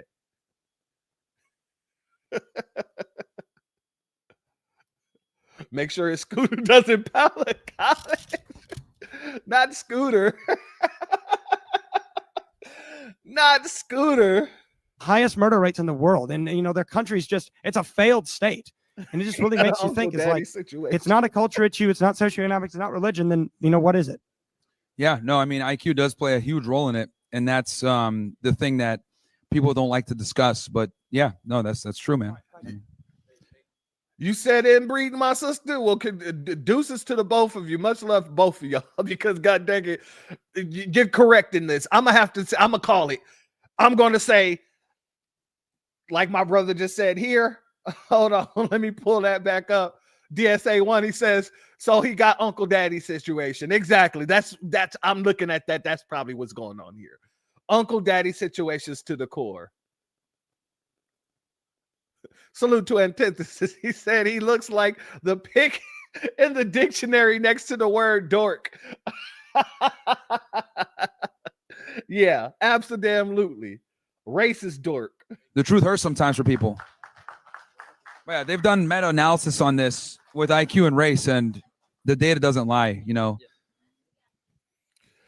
Amaru, you're a dumbass. I'm not even going to allow you to continue speaking. You're done here, even though the clip is already done. So, family, they want to talk about criminality. Let's get into some criminality, shall we? Let's get into some criminality. Shout out to I Expose Races and Pedos on X, Twitter. Much love to the account, because, you know, I really love this account because it's like having an archive of white supremacist nonsense. So you ain't got to look far when you're looking for white criminality. That's also Red Joker. Shout out to our brother Red Joker. I did not know that. Much love to him. The man wears many hats. Let's go here. Bond is set for 21-year-old Tyler Birch, the man charged with second-degree reckless homicide in the drowning death of Jacob Bowerman. I'm Perry Apostolakos, and I was in the courtroom when he faced a judge for the first time since his arrest. This is State of Wisconsin versus Tyler, Tylor, Birch. The drowning victim's mother, Taylor Singer, sat in court as one of the people allegedly involved with her son's death appeared over Zoom from jail. Tyler Birch did not have a lawyer at his bond hearing Thursday. I can't imagine something more serious than this. A human life was lost in this activity. According to the criminal complaint, Birch and a 16-year-old threw 13-year-old Jacob Bowerman into choppy waters off a pier in Marinette last week. The water was choppy, not good swimming weather at all. Court records show Birch and the 16-year-old boy told changing stories to police about what happened before Birch admitted to throwing Bowerman, who reportedly could not swim, into the water. The district attorney said in court, "Where you at on this, Nick? Where are you at on this, Nick? You got your little Nabisco teenagers tossing other Nabisco teenagers into the water just for a laugh. Just for a laugh. Now you got a dead Nabisco. But you scared of being around black people, huh? All right, Nick." Birch and the teen did try to help Bowerman as he drowned. But that doesn't change what they did to start this process, which resulted in the death of the victim. Judge James Morrison says if all that is true, This was a completely reckless and completely preventable death. if Birch is convicted, he faces a potential fine of up to $100,000 and up to 25 years in prison. The judge told Birch to get a lawyer by speaking with the state public defender's office before his next court hearing, scheduled for next month. In Marinette, Perry Apostolakos, NBC 26. Okay, that's that. But family, let's get into something that's a little bit more widespread, shall we? Because they want to talk about black people and criminality. There ain't no black folks going around doing any mass pumings. There's no black people running around here doing any mass pumings. But once again, the usual suspects are out there doing the mass puming. Y'all heard about what happened in Minneapolis with the Nabisco who went into the church that doubles as I think it's an elementary school as well, and just let off an automatic weapon? That was a Nabisco as well, wasn't it? Yeah, that was a Nabisco. It wasn't just a Nabisco. It was a Nabisco who was also a confused Nabisco because, you know, the Nabisco wanted to be a woman. And I'll be damned if I call that man a woman. I don't call any men women. I don't live in that psychosis with anybody. But let's get over here and talk about it. Another shooting in America, this time in Minnesota. A gunman opened fire at a church service. Children in their first week of Catholic school were inside. 2 of them are dead. 14 others wounded. 3 elderly parishioners were shot, and then the attacker turned the gun on himself. And this is not a one-off. This is the 44th school shooting in the U.S. this year, 44th. The 44th school shooting this year. We are going into September. Ain't even been a full 9 months yet. In all 44 of those shootings, none of those 44 shootings were black people. Shut up. Kamala do the news. Oh, Jesus Christ. Dabi in China, nonetheless. This is in China. So she's doing the news. She took a travel date to make sure she got on this TV. Shout out to our brother Wild Williams. Thank you for being here, family. Much love to you. Oh, Kabbalah. Now I'm not going to be able to unsee that. Shout out to Still Kevin for that. 44 school shootings.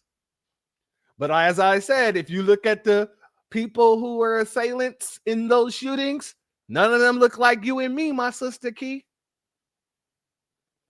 Hell, I guess you could say Nick is closer to, being white, than I thought, because, they do look like some of Nick's people too.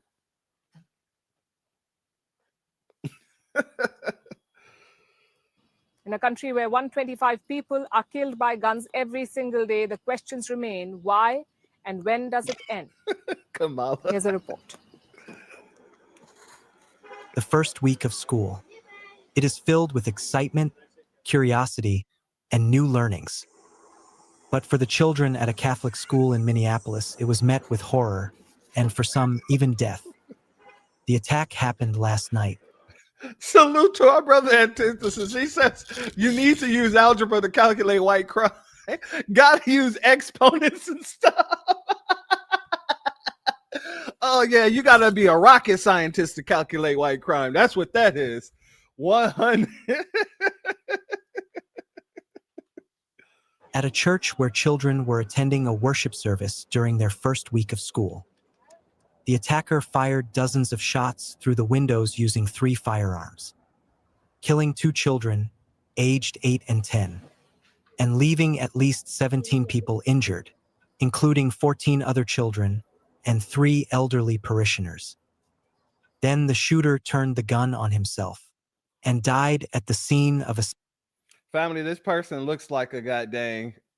Yeah, I don't even know. This is Carrot Top. Right here. Like, that's exactly who this person looked like to me. Carrot Top. And this dude got his hair in 2 bows. I can't with these people. Let's read some of the stuff they got on the gun here. Ted K. Bowser's Love and God ? Well, you're here, broken heart. Follow me. Mirror me. Kill pedos. Well, that I agree with. This ain't me promoting that YouTube. I just agree that, yeah. Self-inflicted gunshot wound. We often come to these and say, these unspeakable tragedies, or there's no words for this. There shouldn't be words for these types of incidents because they should not happen. And there's no words that are going to ease the pain of the families today. The attacker has been identified as 23-year-old Robin Westman. He lived in suburban Minneapolis. His motive is currently unknown. According to the Minneapolis police, the attacker did not have an extensive known criminal history. They say that he acted alone. Meanwhile, the FBI is investigating. No. See, that's one thing that they love to say. He acted alone. Who was he talking to? Who helped him prepare this? Y'all need to get into those Reddit accounts and really look into it. That's what you need to do. In the very same way that none of these other folks who do things like this are ever just the only people involved. Salute to our sister Andre, Mr. He, Carrot Top. Yes, Carrot Top. That's who the hell that boy looked like. She had 3 firearms.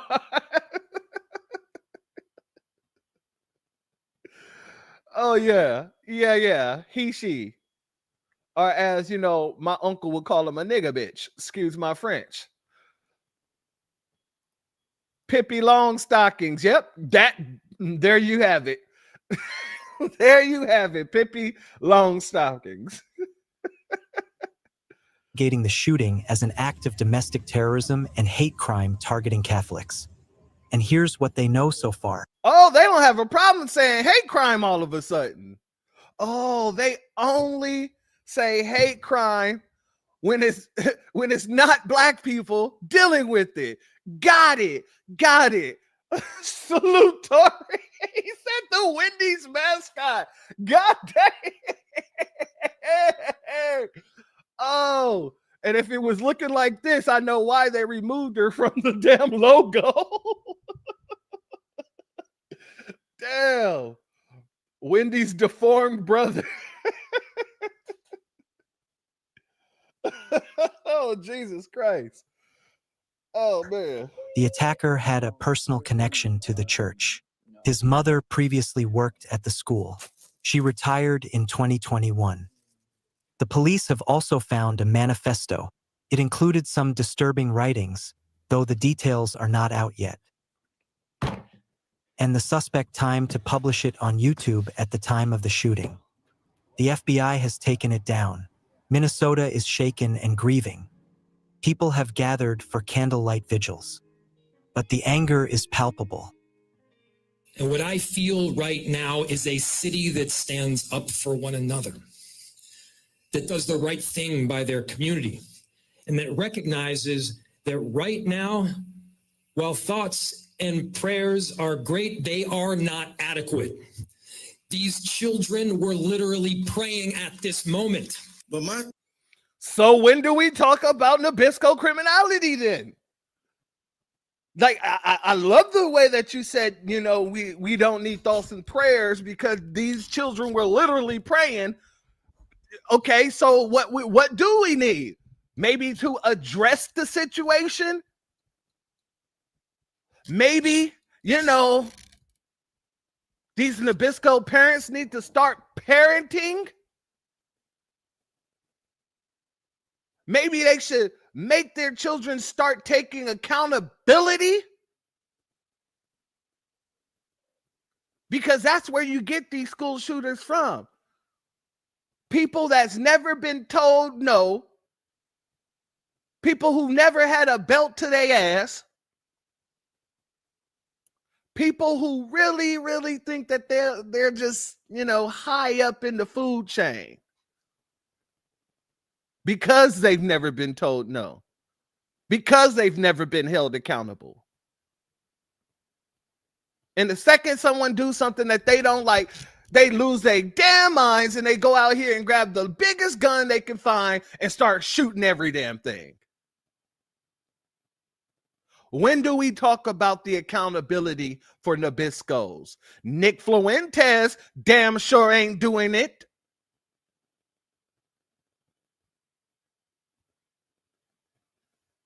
Thoughts, and what I'm thinking about is a national ban on assault rifles. You can tell he a Democrat. First thing he do right here is at this whole press conference. Yeah, we need to ban assault rifles. Ban them. And you know, half of the white folks in the crowd is like, hell to the nay, no. Hell to the no.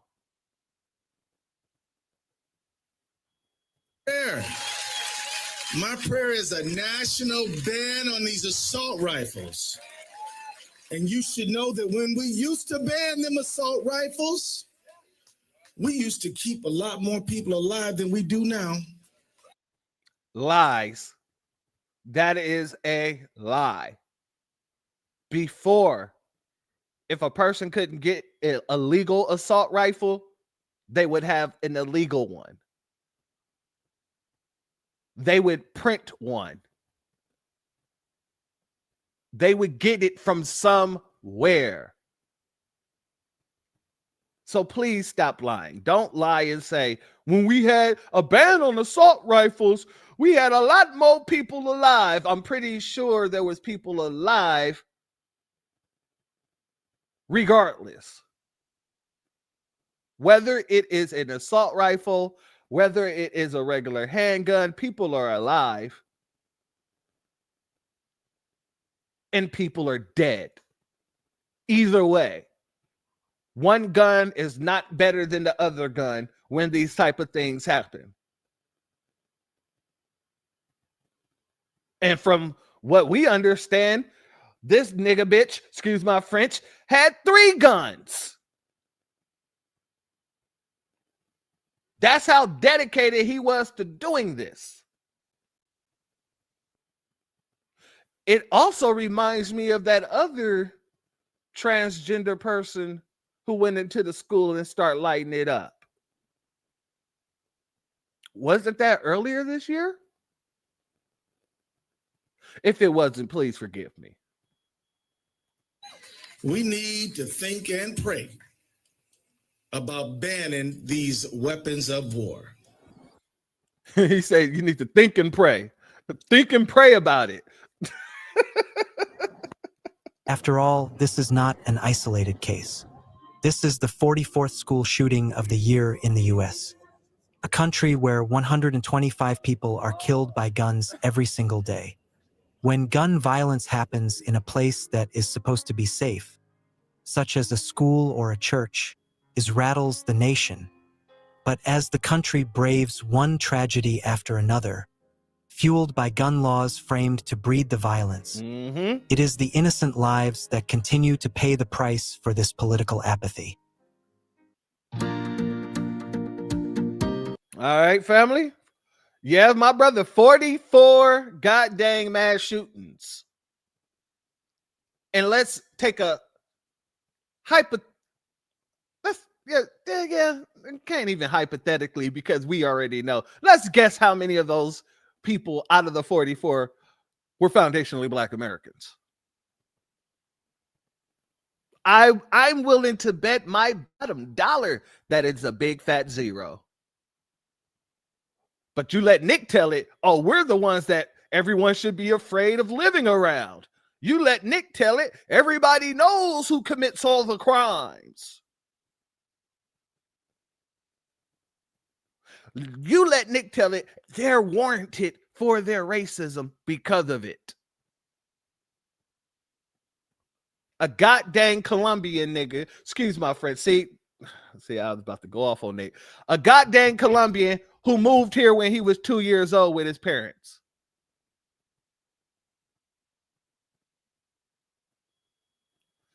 With the exception of that one off-code kid back in January. Yep, see, look, it happens it happens very little. I forgot all about that one. Salute to my brother Torian for bringing that up. Good looking. And we don't even know what his background is. Not that it matters, but still, it does matter. Family, I wanted to go over his, I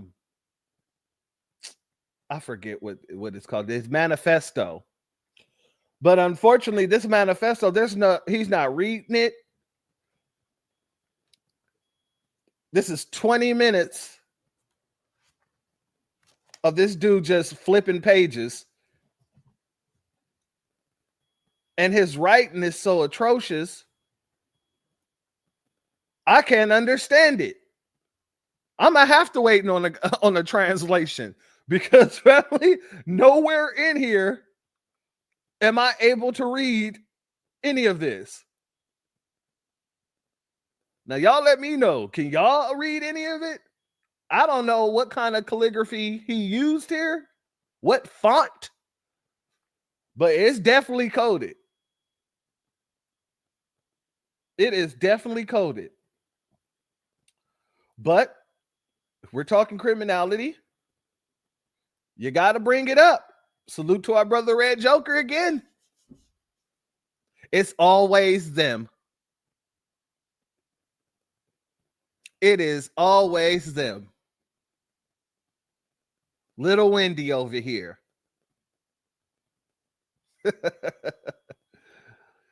Family, I want to bring you this update and shout out to our brother Torian again because he did an update on this case. And I told you guys I was going to bring the update as well. We got to talk about the Sade Robinson situation. The guy, Maxwell Anderson, he ended up getting Well, he was convicted. And I want to go to his sentencing because I want you to see what a lack of accountability really looks like. Red Joker be pissing off PCs every day on Twitter. He go out of his way to do it. Yeah, he does. He be going out of his damn way.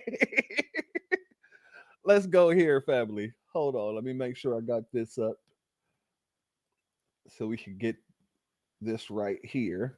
All right. Let's go here. Since we're talking about a lack of accountability, this is this man's sentencing hearing. Okay. That from the bottom of my heart, my deepest and most sincere condolences go out to Sade's family, as well as everyone else affected by this tragedy. That being said, Your Honor, I took this to trial without ever once trying to make a plea deal of any kind because I did not commit these crimes. And so I plan to appeal my convictions while I hope and pray that further investigations not only prove my innocence, but find and deliver true justice. Anything else you wish to say? No, ma'am. Now, are we going to hear Nick come out talking about how this man ain't taking no accountability? When are the Nabiscos going to start taking accountability? I doubt it. Highly. He looks so dirty and dusty. He looked like he didn't think he was going to get caught. And he messed around and found the hell out. I want to play what the judge says because this is the first time that I seen, I won't say the first time, but this is one of those times that the Nabisco judge actually said, nah, buddy. Nah, buddy, you out here dismembering women? Nah, buddy, I don't think I can put you back on the street. I don't think I can put you back on the street. I want to play a little bit of what she says.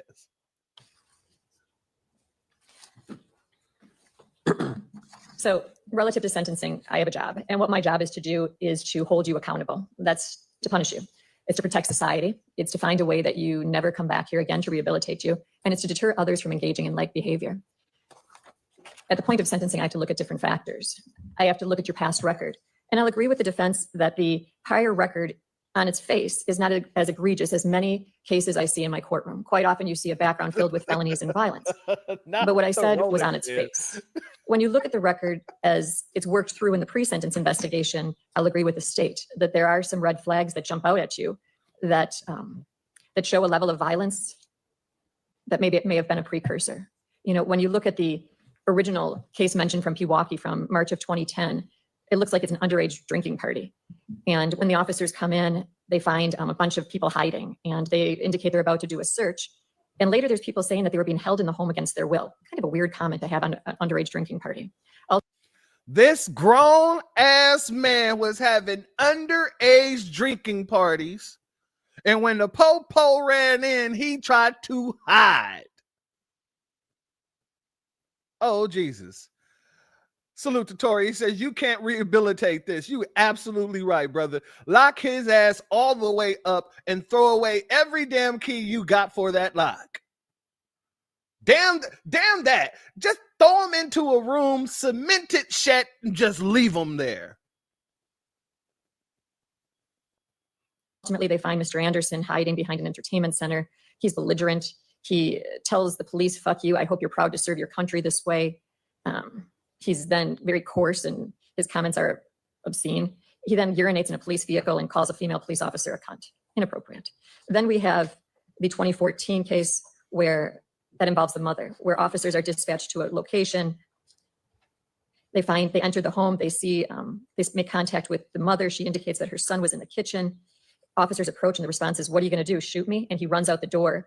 He then jumps into his mother's vehicle and apparently steals the mother's vehicle and drives off. The mother indicates that when she returned home from work, he was acting strange. He was sweating profusely.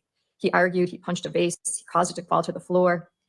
She calls her ex-husband. He pushes the mother into a room and shuts the door. He prevents her from exiting. He then breaks the phone. He's continuing to scream and yell and throw things, at which point she calls the police. Ultimately, what we find is that he returns to the residence. He gets into a physical altercation with Mr. Foose. She's informed that he had crashed her vehicle into the deck at the rear of the residence and fled on foot. Hold on. I gotta run that back, family. I gotta run that back. Officers approach and the response is, "What are you going to do? Shoot me?" And he runs out the door. He then jumps into his mother's vehicle and apparently steals the mother's vehicle and drives off. The mother indicates that when she returned home from work, he was acting strange. He was sweating profusely. He argued, he punched a vase, he caused it to fall to the floor. She calls her ex-husband. He pushes the mother into a room and shuts the door. He prevents her from exiting. He then... Family. Tell me what you would have done. Excuse me. What would your mother have done if you ever put your hands on her? This man pushed his mother into the room and then tried to hold her, tried to prevent her from, man, my mother got a pistol and know how to use it. And literally I would be on the cover of the next magazine, you name it, saying, this black guy tried to go after his mother and his mother taught him a lesson. My mother would Marvin Gaye me. Let's be very clear. This dude, he has no remorse and no accountability. Nick, you're not going to talk about the accountability situation with his parents because his parents most likely raised him just like this. This ain't the first time that he done done any of this. You don't just do this type of stuff out of nowhere. You grew up in this household knowing you can do those type of things. It's the same thing when you see a goddamn Nabisco child cussing his mother or father out. You're not going to speak on any type of accountability, Nick, for this situation and others like it? Breaks the phone. He's continuing to scream and yell and throw things, at which point she calls the police. Ultimately, what we find is that he returns to the residence. He gets into a physical altercation with Mr. Foose. She's informed that he had crashed her vehicle into the deck at the rear of the residence and fled on foot. Ultimately, we find that the mother's fiance confronts Mr. Anderson and he throws that person to the ground. He's able to get back in the house and to prevent Mr. Anderson from getting in. He suffered 3 to 4 broken ribs as a result of the altercation. Ultimately, they have to meet with Mr. Anderson at the hospital because it appears he suffered a broken collarbone. He's convicted ultimately of disorderly conduct because he says Mr. Foose pushed him down the stairs as he tried to gather his belongings. It's interesting when you see Mr. Anderson's comment about that because he just says that Mr. Foose just poked him.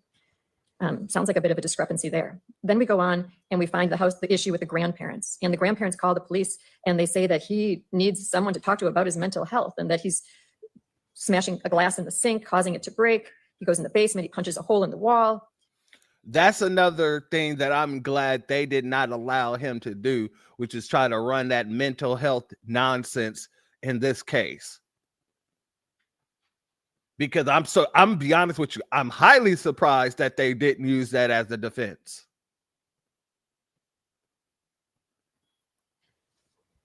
He breaks the other phones. They have to go to a landline at a neighbor's, ultimately to call the police. It just sounds like he is to some extent out of control. He's ultimately on probation. He's given conditions of no drinking. He's given conditions of having anger management counseling. He tells the agent other people probably deserve to do anger management. I don't. He then goes on and tests positive repeatedly. To look at his explanations are ridiculous. At one point, he claims that he accidentally grabbed someone else's Red Bull that had liquor in it. But going through the repeated indication, it sounds like Mr. Anderson's the guy that does what he wants, when he wants, and he follows his own rules, not the rules imposed on him. And that's a frightening thing. You know, I read through the defendant's version of what happened. And it starts off by indicating that he was skeptical to meet with the pre-sentence investigator because he did not receive a fair trial. And there's no reason to believe that this writer's report would be fair or impartial. You know, speaking about the trial, you know, there's a constitutional right to a trial. Every person charged with a crime has a constitutional right to a trial. And we do not in any way penalize anyone for going to trial. It's also a constitutional right to be represented by counsel. And Attorney Cotton did his job, which is just his job to represent Mr. Anderson. That's under our Constitution, the rights that exist. Now, you get credit for taking responsibility. You get credit for resolving a case early. You get credit for stepping forward and saying what I did was wrong. Because usually this first step in rehabilitation is taking up responsibility. And we didn't have that here. That's why it's important to read what his version is. So you heard him say today that he didn't commit this crime. What he said about the offense was that they met for food and drinks and they proceeded to his apartment And that's pretty much all there is to say, he said. He offered no other information as to what transpired that night. He later said that he regretted he did not walk Ms. Robinson to her vehicle when she left his apartment, and he believed it was at that point she was abducted by an unknown assailant, quote, either from the alley or from my backyard, unquote. When asked how he accounted for his presence in the area where Ms. Robinson's vehicle was set on fire, Mr. Anderson said that he was set up. He stated he was in the area to buy marijuana, and quote, and all it would have taken was for someone to know where I lived and where I'd be in the morning, unquote. Ain't that real convenient? This man said he was set up, ladies and gentlemen. I wonder what kind of, what kind of beef he got with somebody that, would warrant somebody wanting to set him up. That right there sounds crazy as hell. I was set up. All they would need to know is where I would be. This is really a lack of accountability. 100% fold. He would not tell the writer when or how he made the arrangements to purchase the marijuana, and then instead stated, quote, I plead the fifth. He then went on to point to things that he claimed were egregious errors at the trial. He claimed that there was a video that showed the photos on the phone and that the state only played stills of the video. That wasn't the evidence at trial. Am I correct? Yes. He claims that the still photo that showed his hand grasping Ms. Robinson's breast was part of a video, and it was only a still that was shown. Incorrect, correct? You're correct. Okay. He indicated that at trial it was flaunted, the difference in age. And when I read that, I was somewhat shocked because I didn't really find that that was pointed out at all during trial. I mean, it was mentioned how old she was, but other than that, I didn't think that that was in any way an issue, and it barely even made it into my notes. So I thought, my point is, I thought it was interesting how his view of reality seems different from what I find truly transpired. And I found it at numerous points during the pre-sentence investigation. Looking through this pre-sentence investigation, his viewpoints were very inconsistent with the reality. I think the first issue relative to the mother's fiance, that was credibility. It sounds like he lied to law enforcement. He's asked, have you ever been involved in mental health treatment? Have you ever been in a mental health facility? Have you ever received treatment? He responds in the negative. But then we have the mother indicating that he was in an outpatient at Rogers.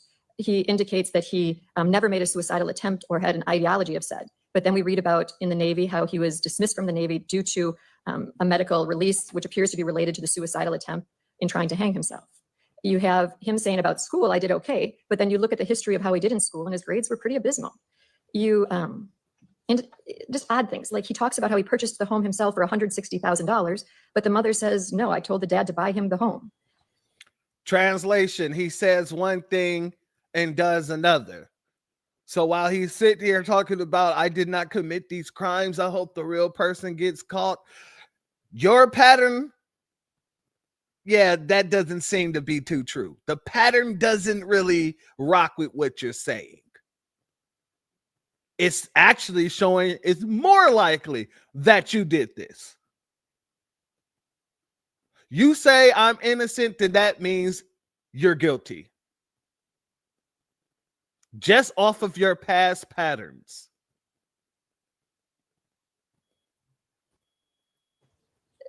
It just seems like he has a different view of reality than the rest of the world does. So when I look at the criminal history, which I'm bound to do, it reflects low-level misdemeanors, but the facts underlying those low-level misdemeanors are replete with points that raise your concern. I next have to look at whether he has a history of undesirable behavior, and I think I've charted through what basically I found in the pre-sentence investigation. As to his personality, character, and social traits, it appears that he has had employment. That's a positive. It looks like he jumps between bartending jobs at numerous facilities. But who is a person who would do this crime? What's the character underlying that? How can someone get to a point of inflicting such damage on a person, not only killing the person, but then dismembering? And then after that, discarding the body throughout the community. It's unconscionable, is where it comes down to. I did read the letters that were... And demonic. Very demonic. ...supplied on behalf of Mr. Anderson, and I do agree. They paint a picture of a man who helped his family when in need, who cared for animals, who went out of his way to love and support his family. But they love him, and that's clear. And that weighs on his behalf. The fact that there are people out there that care and love him, that says something good. Quite often we do trials or we go to sentencing and there's no one here on the behalf of a defendant, which is really tragic and sad. So it says something good that. To this woman's point, I'm gonna have to disagree with that, because a battered woman still loves the man beating her. His family might love him, but as you can see, I don't think they tolerated him too much. That's just my opinion. I'm no expert in these things. I'm just saying. A family does still care about him. I have reviewed the pre-sentence and I've taken into consideration what's stated therein. I have to look at whether you're remorseful, and I don't think you're remorseful in any way. I don't think that you have gotten to the point of taking any form of responsibility for what transpired. The investigation that was conducted in this case, it was a dedication by numerous law enforcement officers to work tirelessly to put together the pieces to determine exactly what happened underlying this matter. I do think that jury trials, they do re-victimize the victims. It's hard to sit and watch a trial. It's hard to see the details. And it's hard, not even to have known Miss Robinson, to wipe from my mind what you saw during that trial. And I didn't love her. I didn't know her, but you did. And that's a hard last thing to have in your minds. So I do understand how trials do re-victimize the victims. So when I look at the character of the defendant, I find the character wanting. When I look to the severity of the offense underlying this matter, I do sit in homicide court, and I can tell you on a daily basis, you don't understand why things happen. Almost every case, the victims come in and they want to know why. Why did it happen? Why did you have to do this? Why did you have to get to that point? And more often than not, there's no answer. We never know. It never makes sense. There's never do you walk away and say, oh, I understand why that transpired. It just doesn't happen. I can also tell you that, I've read through all these letters and they talk about give us justice, right? Give us what's due. But I can't give you justice. There's no way you will walk out of here, no matter what I do today, and high five each other. There's no way you walk out of here and you say justice is served, because justice would be having Ms. Robinson back to you. When I first heard that part, family, I was like, oh, this Nabisco, she's over here about to do what Torian says all the time, Operation Protect the White Boy. I was gearing up. I was getting ready to formulate every cuss word that I know to call this woman. But she didn't do what I thought. I got to give her that. She did something that was supposed to be done. Justice would be having her with you for the rest of your lives. And you never get that. To hear about her, she was an innocent victim. She was a girl that I would hope all young ladies strive to be. To hear about working 2 jobs to reach her goals, to be going on for schooling and further education, but then to hear about how much she was loved in the community by almost everyone that touched her. It was interesting to go through the letters, because I got the letters that were from who I expected, the mother, the father, the sister, the loved ones. All right, I'm gonna fast forward it a little bit so she can get to the sentencing, because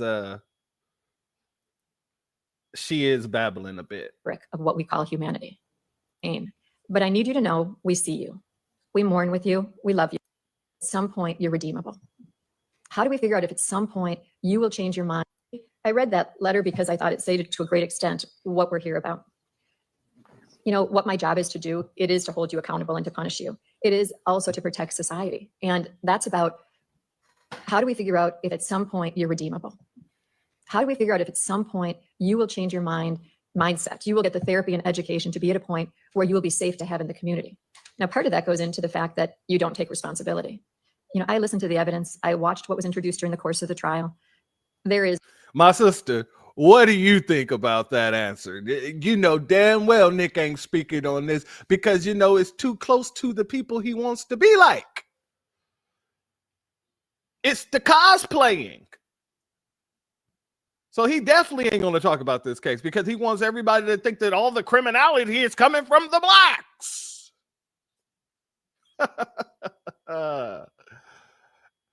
Exactly. Hell no. He over there sitting on his hands.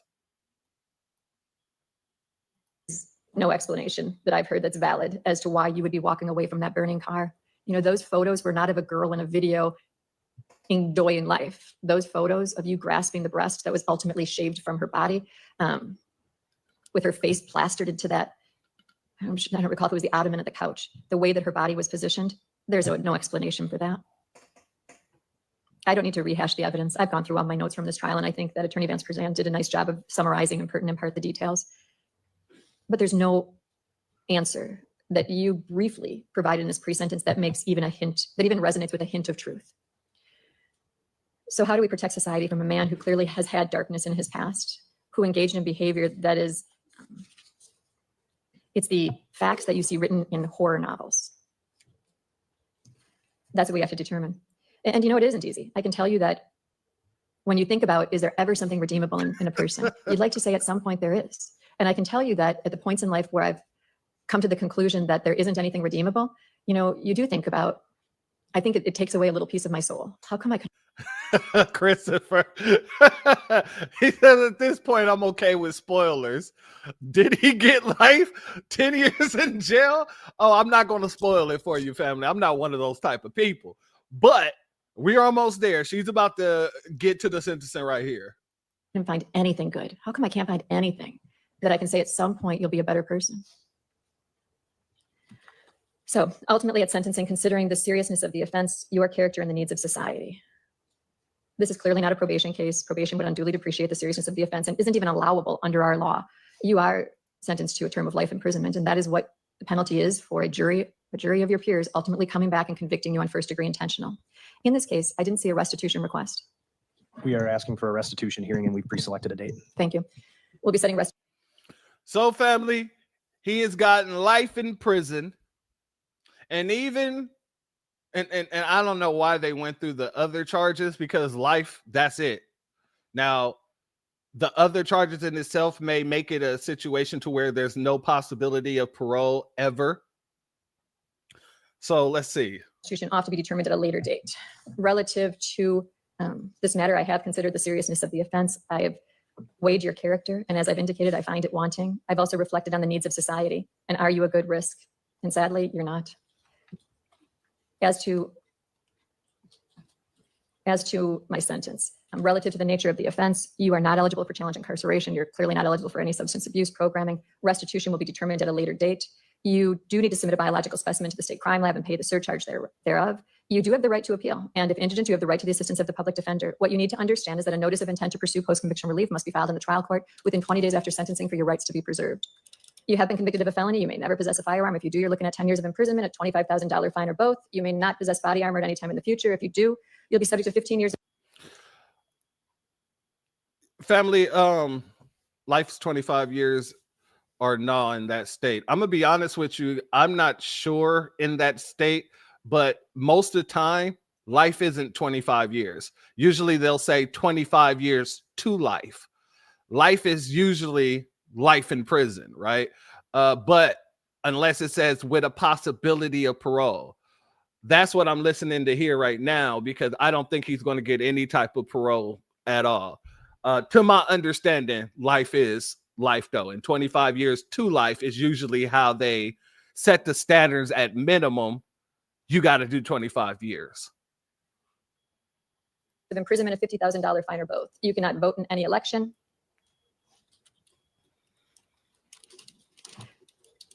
I'm going to waive all non-mandatory fees, costs, and assessments. I'm ultimately going to want payment for restitution first and foremost. So we're going to determine that on a later date. But due to that, I'm not imposing any fine. The fees, costs, and assessments will be payable during your term of confinement at a rate to be determined by the DOC. Pretrial incarceration credit.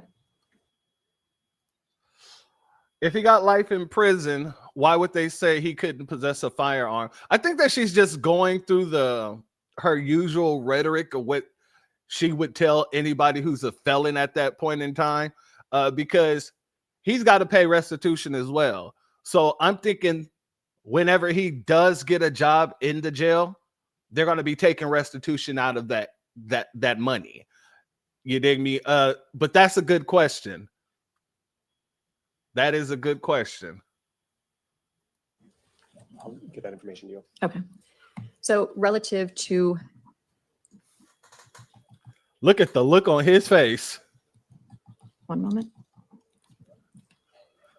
He said, did she say life? She said life. I can't believe it. I'm a Nabisco. I just got life in prison. Yes, Nabisco. It's called accountability. Something that you guys hate taking.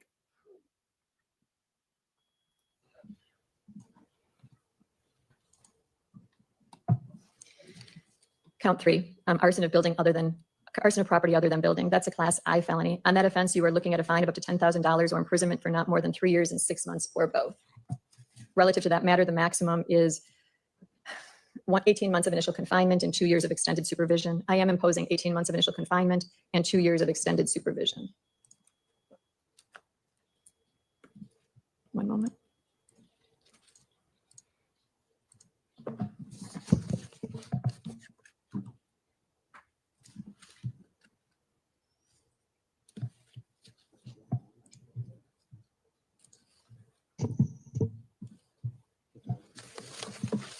As to count 2, which is a charge of mutilating a corpse, that's a class F felony. That means upon conviction, you could be fined not more than $25,000 and imprisoned not more than 12 years and 6 months or both. Relative to that, the maximum is 7.5 years of initial confinement and 5 years of extended supervision.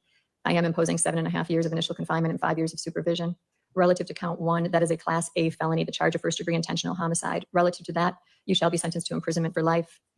And relative to this matter, weighing all of the factors that I must, looking at the galleon factors, considering your character, the severity of the offense, and the impact on the community, where you stole a truly shining light is what it sounds like. I am ordering that you will not be eligible for extended supervision. Counts 2 and 3 are consecutive to count 1. The date for the restitution hearing will be September 4th at 10:30. Have you determined? Yes, excluding today's date, 484 days. I will provide you with a written explanation of the determinate sentence for your review. State, what have I failed to address? I think that's everything. Defense, what have I failed to address? Nothing further. Celeste? Nothing, Judge. One moment, and I'll give you a copy.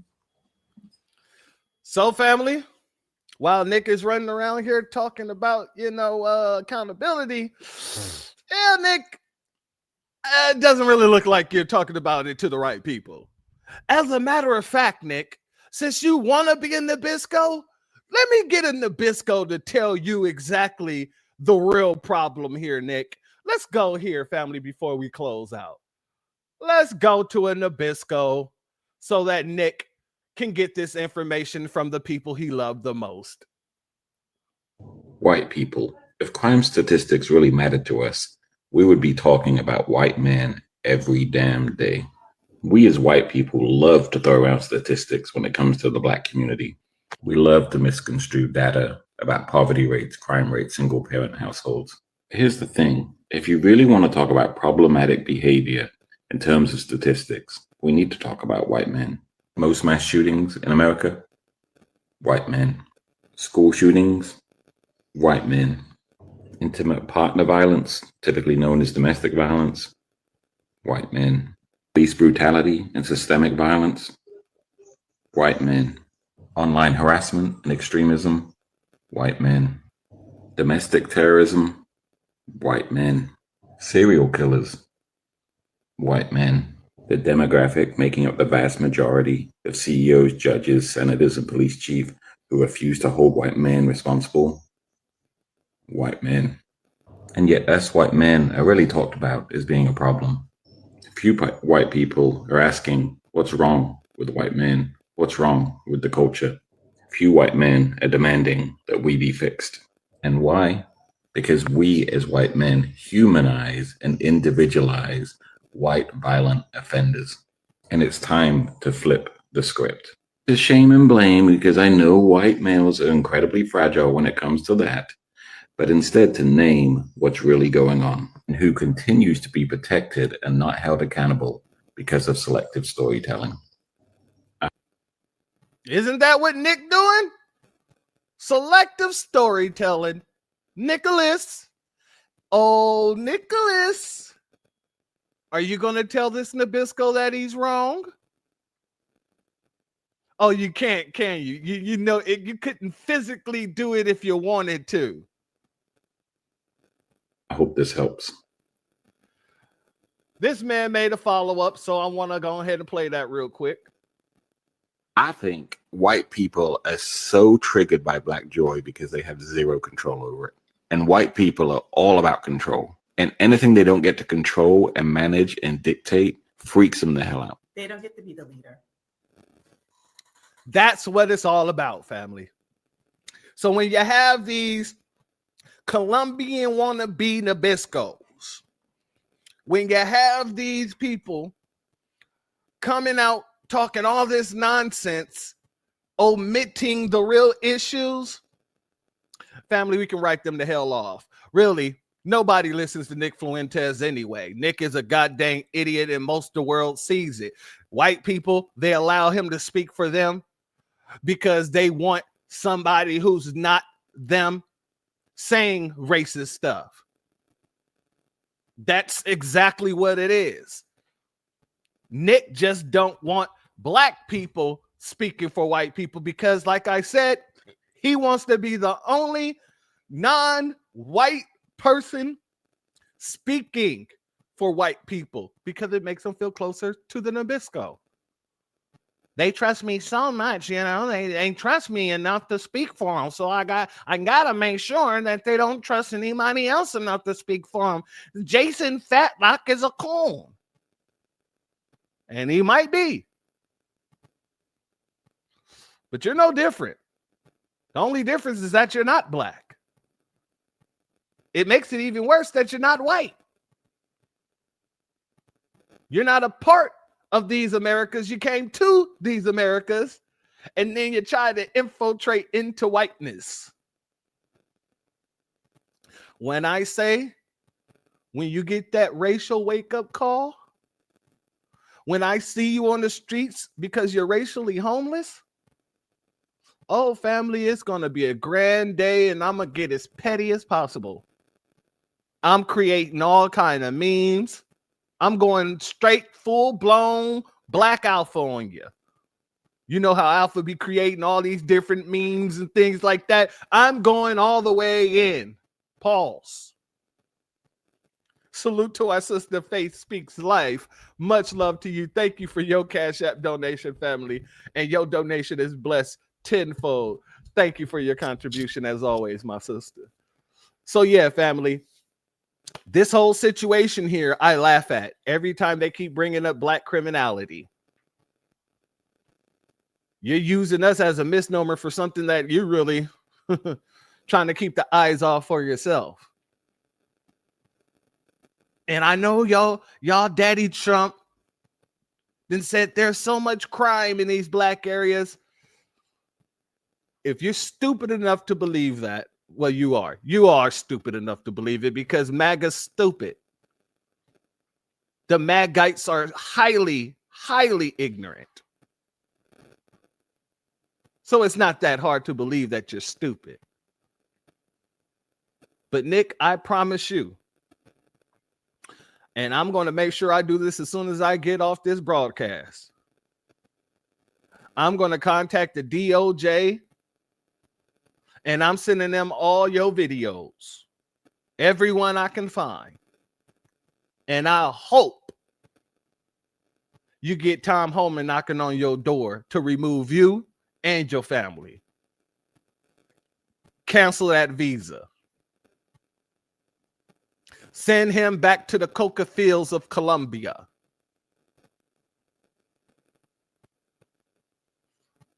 That's what I pray for. But with that being said, family, if you're not subscribed, go ahead, hit that subscribe button along with the notification bell so you'll be notified whenever videos like this drop. Please make sure you're hitting that like and share button so we can beat up the algorithm. Make sure we get this message out to the ears that need to hear. And if you have not done so yet, please hit that link in the description. Go to change.org and put your signature on the petition for reparations. And with that being said, family, don't let these people try to make you the face of criminals. When the face of criminals look just like Donald Trump, look just like Joe Biden. And that's one thing that, you know, people have been calling out. If you wanted to stop criminality, Trump, maybe you should be sending a National Guard into white neighborhoods. Yeah, maybe you should do that because then then we'll see crime dramatically drop to zero. Drastically. And that I'm willing to bet my bottom dollar on too. Family, I'd like to thank you all for being here today. I'd like to thank everybody in the chat, everybody who's not in the chat. I'd like to thank everybody who's donated, whether by Cash App, Super Chat, or anything else. Much love to each and every one of you. I also want to make sure I do this because I was going to do a full breakdown of the Amanda Seales debate that she was having. But our brother Great Black Shark has done a great job on the breakdowns that he's doing. So what I'm going to do is I'm going to post his breakdowns to my my community page because I don't want to be redundant. And also, he has a lot more patience hearing these tethers than I have because these tethers, they're highly irritating. It's a reason why we got the block party going. Exactly, my sister. Tether on tether crime. And really, the tethers isn't really the worst part for me. It's listening to Amanda Seales. That is way too irritating. So since our brother's doing a phenomenal job on his breakdowns, I'm going to make sure that I repost those breakdowns. And I'm going to leave that one to him. But much love to each and every one of you, family. Thank you for being here. Like I said, the next time I'll be going live is Wednesday. We got some things to talk about when it comes to the Democratic Party. So make sure that you're here on Wednesday. But with that being said, family, much love to each and every one of you. Stay safe. Enjoy the rest of your day. The doors of the church are now closed. Peace, family. My grandfather built this country, man.